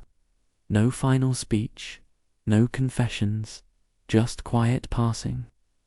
Guards checked the monitors. Doctors pronounced time of death.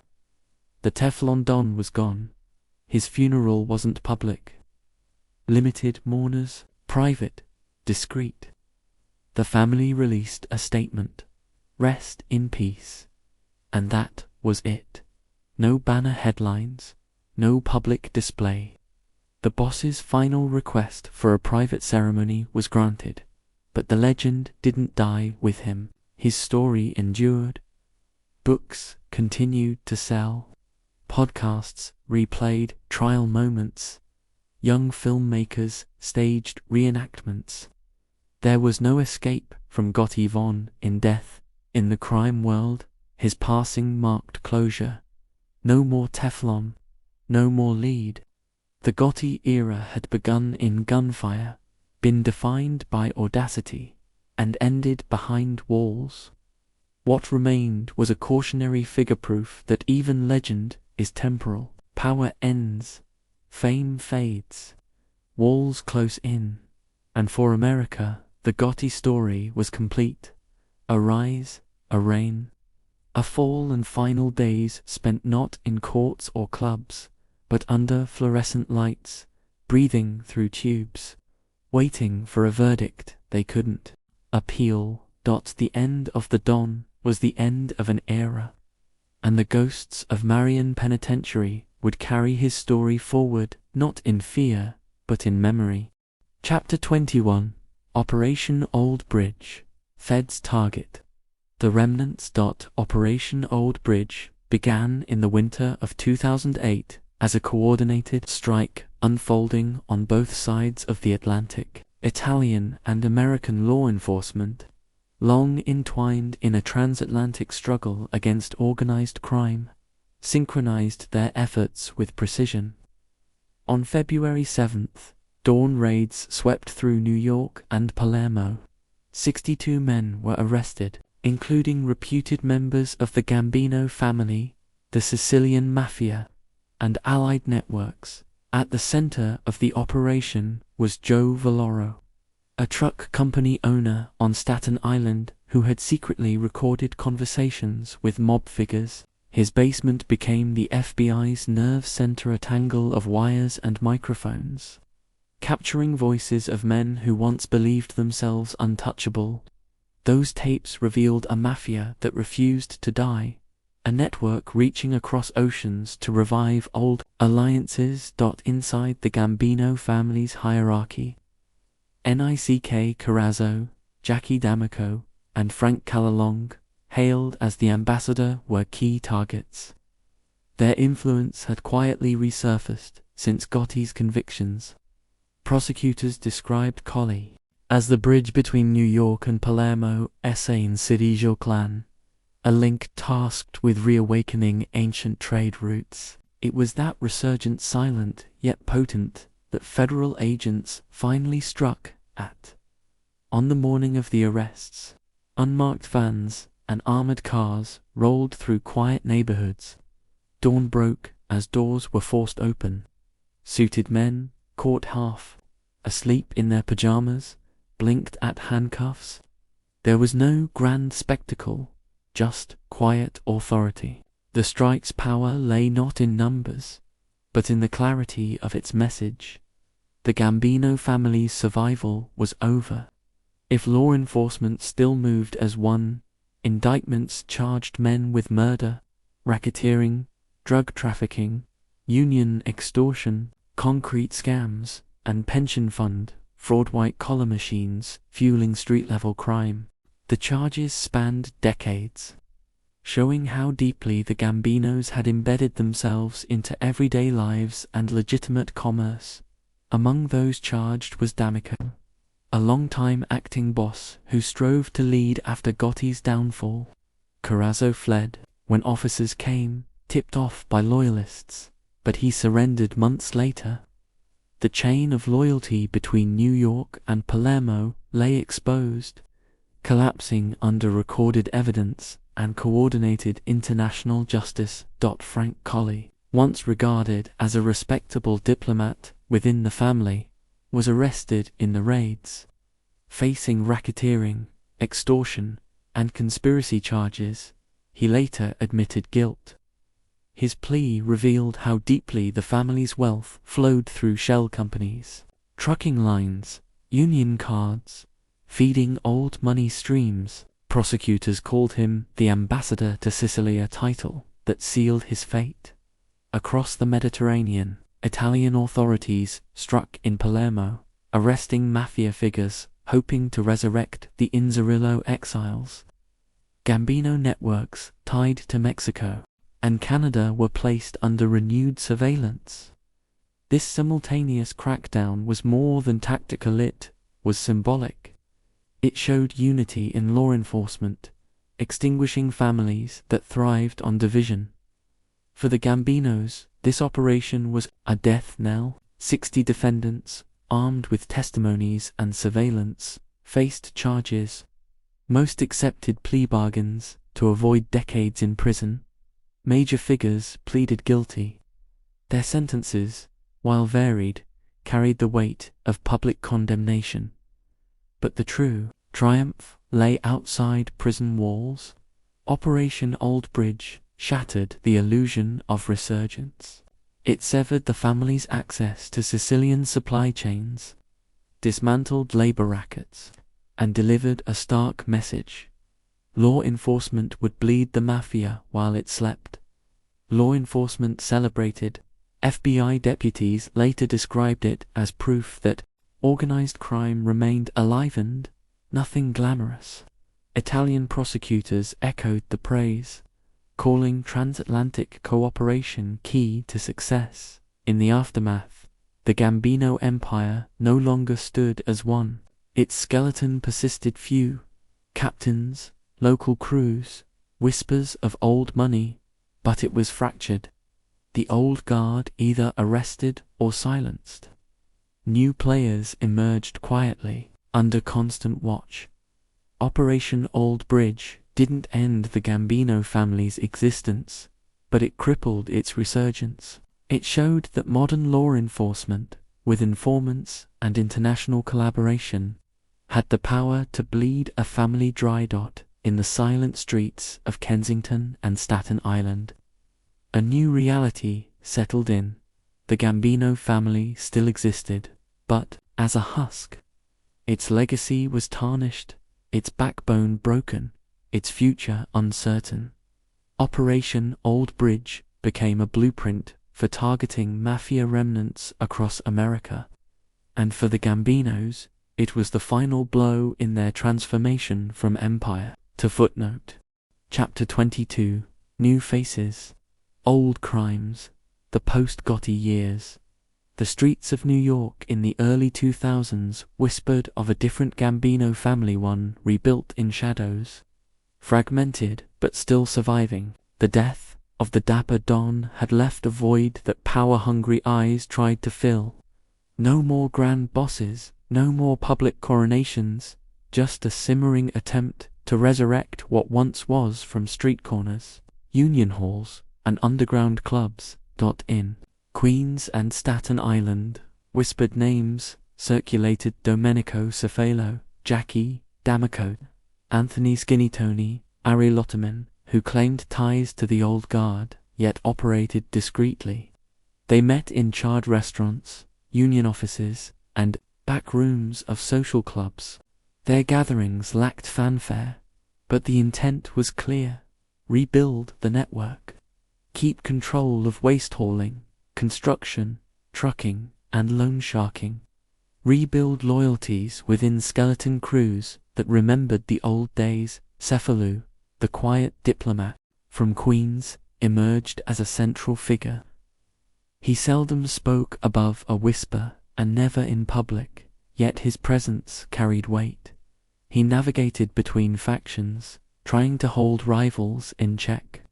His was not a stylish rise, but a careful consolidation. Return to business, not bragging rights. To him, silence wasn't weakness, it was survival. But the world had changed. The FBI had learned the lessons of the Gotti era. They weren't satisfied with charges. They sought infiltration and information through confidential informants, undercover recordings, and cooperative witnesses. They tracked meetings, payments, and threats. Every dull corner and hushed phone conversation became potential evidence. In 2008, a new initiative, Operation Northern Star, targeted Gambino crews involved in bid rigging, extortion, and union interference. Agents raided office buildings, union halls, and private clubs. They seized documents, phones, and stacks of cash. Several mid-level capos found themselves arrested, outed not by dramatic headlines, but by methodical investigations. For the members still loyal, questions emerged. Was the old way even possible? The families of victims, once loyal or silent, now agreed to testify. New laws meant lower-rung members could face decades in prison unless they cooperated. And with each arrest, the internal trust shattered a little more. Murmurs of betrayal, paranoia, and fear turned old allies into enemies. Yet, for every indictment, the family tried to adapt. They shifted into local waste contracts and strip mall lease scams. They invested in small-time businesses, car washes, delis, Italian restaurants, places where cash could flow under the table. Loans turned to legal businesses, but the pressure to pay for protection remained. Pockets of vintage Gambino power reappeared in working-class enclaves. Cefalu's network grew in subtlety. He brokered deals between contractors and unions without telling law enforcement. He used intermediaries, family members, construction workers, to relay demands. Threats were not overt. They were silent pressures. An invoice lost, a contractor blacklisted if someone didn't cooperate. The language changed, but the intent remained. In the meantime, old-timers like John Gotti Jr. tried to claim legitimacy. He launched a legal career, opening a consulting firm focused on real estate and legal compliance, a sign of generational change. He wore suits, spoke in public, and avoided mob references. Whether out of PR or detachment, he represented the newer, corporate face of an old crime. But suspicion followed him. Subpoenas, surveillance, and audits shadowed every step. Despite the calm appearance, the underworld still breathed. Rare acts of revenge and violence surfaced: an arson in Queens, a broken arm for a contractor who refused to cooperate, a boot placed at someone's doorstep. The imagery was postcard level, discreet. Crimes committed in alleys, not headlines. It was raw, unpublicized, and effective. Federal responses escalated. Asset forfeiture became a national tool. Investigators seized properties, bank accounts, shell companies, even children's college funds. Law enforcement no longer needed to catch someone in the act, they just needed to dismantle their infrastructure. By 2012, the Gambino family's structure was more spiderweb than fortress, smaller crews, looser chains, local scope. Their tradecraft was basic, but resilient. Old money still flowed, but it was sporadic. No boss carried the caricature of the Don. They were quiet, careful, cautious. They listened more than spoke. Ties to Sicily were faint, logistical dust from decades past, yet investigators noted one constant: the family still pushed back. When agents approached union locals, backroom meetings broke into whispers. Suits arrived at courthouses on behalf of suspected members. Law firms with name recognition emerged to represent them. Donations to charity dinners still bore Gambino names. Wallets emptied quietly, but reputations stayed alive to the world. The Gambino name still carried weight, but for the public, it was no longer a terrifying empire. It was a fragmented, echoic series of whispers, rumors, quiet threats hidden under the radar. A handful of men working old crimes with modern caution. The Gambino family had survived not by reclaiming its throne, but by slipping into anonymity. The new era wasn't about headlines, it was about rooftops rebuilt quietly, contracts manipulated with spreadsheets, threats dropped in voicemail at midnight, and loyalty extracted through mundane means. Violence became rarer, control became subtler. Federal prosecutors announced arrests, some named, others anonymized, claiming they had disrupted the Gambino resurgence. Court documents described crews working between 5 and 15 members, families with 2 or 3 made men, 15 associates, influence limited to neighborhoods. It was a different Gambino, smaller, quieter, less mythic version. For law enforcement, it was bittersweet. They had prevented a public resurgence, but they couldn't prosecute street-level crimes forever. Resources were finite. New crime trends emerged: cyber fraud, fentanyl trafficking, leaving old-school rackets in relative obscurity, and so the Gambino family persisted in plain sight. They'd lost the glamour, the headlines, the threat. But what remained was criminal enterprise without empire, rebuilding under the radar, never quite finished. But never again a legend. New faces, old crimes, they survived. And the story continued in whispers, not gunshots. Chapter 23: The Global Web, Gambino Ties to Italy and Beyond. The story of the Gambino family has always stretched beyond New York's boroughs. Running alongside its American operations was a hidden lifeliner, transatlantic web of alliances, loyalty, and old-world power. This chapter traces the family's ties to Sicilian Cosa Nostra, revealing a global network that defied borders and law enforcement rooted in heritage, fueled by opportunity and sustained by shadows. Even in the 1950s, under Carlo Gambino's leadership, relationships with Sicilian clans were strategic. Those connections were sealed in 1957 at the Palermo Summit, where American and Sicilian mafiosi met under the banner of international drug trade and mutual interests. The Gambino family's branches in Sicily, known as the Cherry Hill Gambinos, sprouted from that union, anchored by John, Giuseppe, and Rosario Gambino, 3 brothers born in Palermo who settled in New York's Brooks. They supervised heroin trafficking, coordinated shipments, and funneled millions back to the old country. Decades later, those twin roots, American ambition and Sicilian tradition, defined the family's identity. In the 1980s, Carlo Gambino's alliance included the Inzerillo clan of Palermo, who relocated to the US after violent mafia wars in Sicily. Men like Frank Carli, known as Frankie Boy, became the linchpin of that alliance. As the US ambassador for the Inzerillos, Carli bridged Noi and Palermo, facilitating drug routes, money laundering, and shared resources. In 2008, authorities shattered that dream of renewal through Operation Old Bridge, a coordinated strike targeting Gambino affiliates across continents.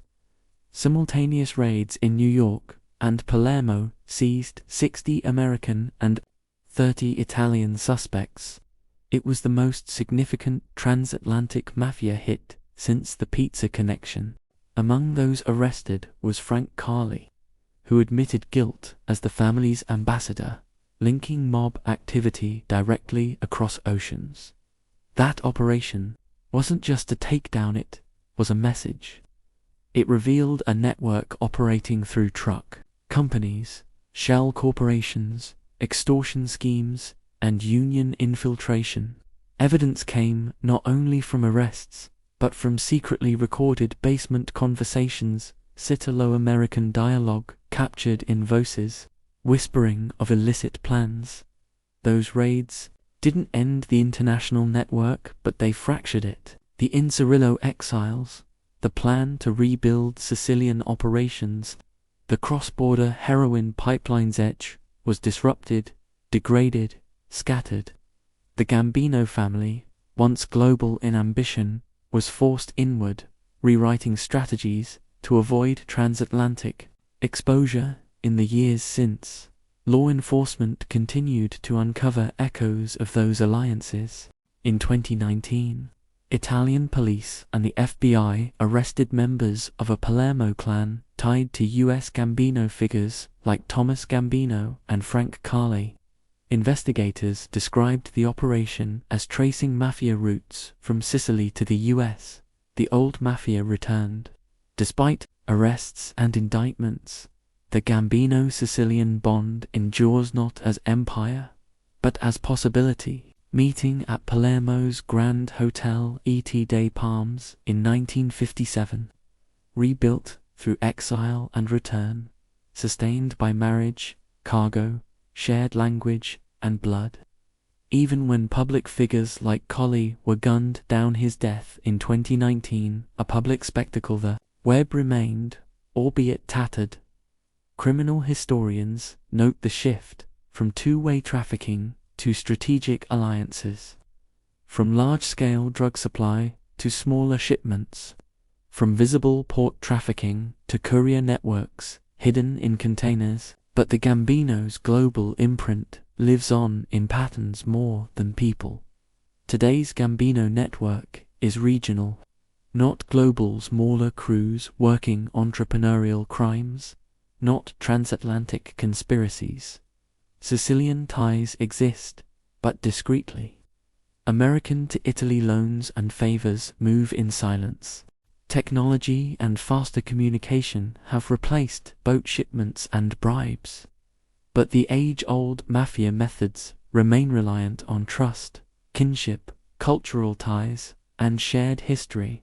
For law enforcement, the lesson remains: organized crime isn't a relic, nor is it just local.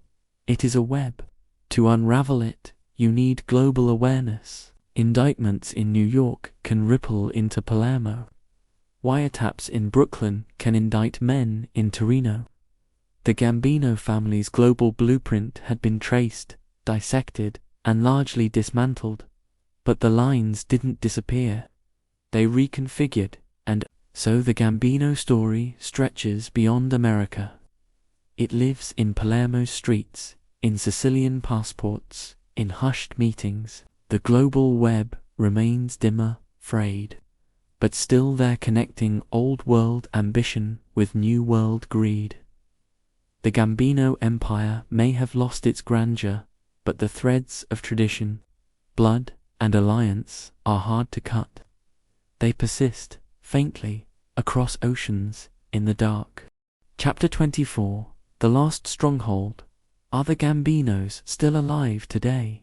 In the silent streets of Brooklyn, Queens, Staten Island, and New Jersey, the Gambino name still hovers not in headlines, but in whispers. Their empire, once roaring with power, now survives in fragments, hidden beneath layers of everyday life. This chapter explores whether the Gambinos remain active, operating under the radar, adapting to a world that left their glory days behind. In the early 2000s, law enforcement cracks down on top Gambino figures, yet officials now acknowledge that the family persists. According to recent FBI reports, the Gambinos maintain influence through smaller regional crews operating illegal gambling, loan sharking, wire fraud, and extortion, particularly in Brooklyn and Staten Island. Joseph Joe Brooklyn Lanny, reportedly the successor to the late Frank Coley, emerged in 2023 as a key figure.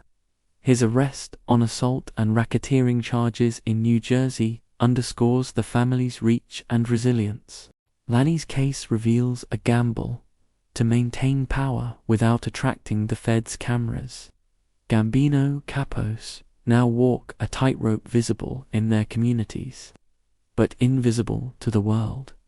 The family's structure has shifted too. Elements like the Ozone Park Boys, a Gambino-affiliated crew known for bookmaking, auto theft, arms trafficking, and fraud, continue operating quietly from Queens into Florida. These crews are less violent than their predecessors, but remain adept at exploiting vulnerable communities and businesses. Leadership today is more subdued. After the death of Frank Coley in 2019, a hit that sent shockwaves, it fell to Domenico Cefalo, a Palermo-born capo, to steer the family. Formally announced as boss in 2011, Cefalo represents a return to old-world tradition, quiet, discreet, and cautious. Under his watch, the Gambinos avoided headlines as they reinforced their street-level operations. Yet law enforcement continues to strike. In January 2023, Capo Frank Calypso Camuso, along with associates, was indicted for a multi-million-dollar kickback scheme tied to contractors in Staten Island. The indictment reflects a new priority, targeting financial collusion, not overt mob violence. This economic approach weakens the family's influence without requiring bullet-sprayed bodies. Violent episodes are rare, but still surface. A Gambino associate, Anthony Pandrella, was sentenced to 40 years in 2022 for murdering a former friend, a case laced with classic mob brutality. Today's Gambinos avoid flashy assassinations. Instead, they rely on intimidation, fraud, and strategic brutality if necessary, and always with eyes on minimizing attention. Some familiar names still circulate. John Rizzo, another capo operating in multiple boroughs, and Carmine Ciondra, co-owner of local produce markets, who once ran gambling and loan shark rings. Their inclusion signals that the Gambino network hasn't dissolved. It adapted. The family's scope has contracted but hasn't vanished. Their influence no longer spans unions or waterfronts, but instead targets local businesses, local governments, and niche markets. They operate in plain sight, using shell companies and frontmen to obscure ownership. Outside court filings and undercover investigations, the public may never see Gambino activity, but for prosecutors, the family is still alive if diminished. The case against Pandrella, Camuso, and Lanny emerges from a network once known for violence, now stripped down to white-collar crimes and classic street rackets. In communities affected, families whisper caution when contractors or business owners suddenly shift allegiances. Yes, the Gambino name may lack the terror it once inspired, but its ability to influence through fear, money, and tradition remains intact. Today, single quotes, as Gambinos are ghosts in the system, present but elusive. They avoid cameras, avoid publicity, and avoid violence that draws federal attention. Instead, they focus on incremental gains rackets that fund families but don't declare war. So, are the Gambinos still active? Yes. They aren't kings of the underworld, but survivors. The Dawn's seat may be vacant, but capos quietly rule local territories. Corporate cafes replace smoky backdrooms. Surveillance taps, not Tommy guns, are the tool of control. The Gambino empire is no longer empire's inheritance. A last stronghold built not on dominion but on discretion. The question isn't whether they're gonits, whether the world notices them anymore. The Gambinos are alive, just weaker, quieter, more aware of eyes upon them. And still, in their silence, a legacy endures. Chapter 25, Legacy of Power and Blood. The untold lessons of the Gambinos. They ruled from the shadows. Their names were never printed on business cards or etched into skyscraper brass, but they built empires with bullets, blood, and fear. From the cobblestone streets of Palermo to the heart of Manhattan, the Gambino family forged a criminal dynasty that defied governments, bent institutions, and reshaped the American underworld. But when the smoke cleared and the bodies were buried, what remained wasn't just a trail of crimes, it was a legacy, a mythology, a warning, and a question. What does America inherit from the rise and fall of its most feared crime family? Carlo Gambino arrived not just as a man, but as an ideology. Quiet, ruthless, strategic. He embodied an era where power wore a suit, not a scar. His methods soft-spoken but merciless, built a structure so disciplined, so embedded, that even federal prosecutors struggled to find its pulse. Under his watch, the family wasn't just criminal, it was sovereign. He turned La Cosa Nostra into a government within a government, and it worked. But power corrupts when it's silent. After Carlo's death, Paul Castellano envisioned a white-collar mob, more corporation than crime syndicate. His mistake wasn't greed, it was forgetting the blood that paid for it. Gotti never forgot. He reclaimed the streets, the soldiers, and the spectacle. He became a media god, the Dapper Don, and yet the very light he basked in would scorch the thing he sought to protect. The Gambino name would outlive them all, but not unscathed. Today, the story of the Gambino family is more than a tale of violence and betrayal. It's a mirror. It reflects the contradictions of American power. Order built on lawlessness, loyalty poisoned by ambition, wealth rooted in fear. Their legacy seeps beyond courtroom indictments and wiretap transcripts. It echoes in pop culture, in corporate corruption, in political doublespeak. We borrowed their language, Underboss, capo code of silence. We mythologized them in movies, romanticized their structure, and consumed their downfall as entertainment. But the real cost was not cinematic, it was human. Every rise was paid for in blood. Every fall left grieving families, broken communities, and a trail of untold victims who were never part of the story. The garbage haulers extorted, the workers never paid, the small business owners who vanished after refusing a shakedown. They don't have documentaries, they don't wear silk suits in Hollywood dramatizations, but they were real, and they bore the weight of this empire. Still, the Gambinos remain a case study of structure, of endurance, of evolution. They outlasted wars, rivals, federal crackdowns, and internal betrayals. They shifted from Sicilian rituals to Wall Street boardrooms, then back to backroom deals. Their ability to morph, to survive in changing times, is their most enduring skill.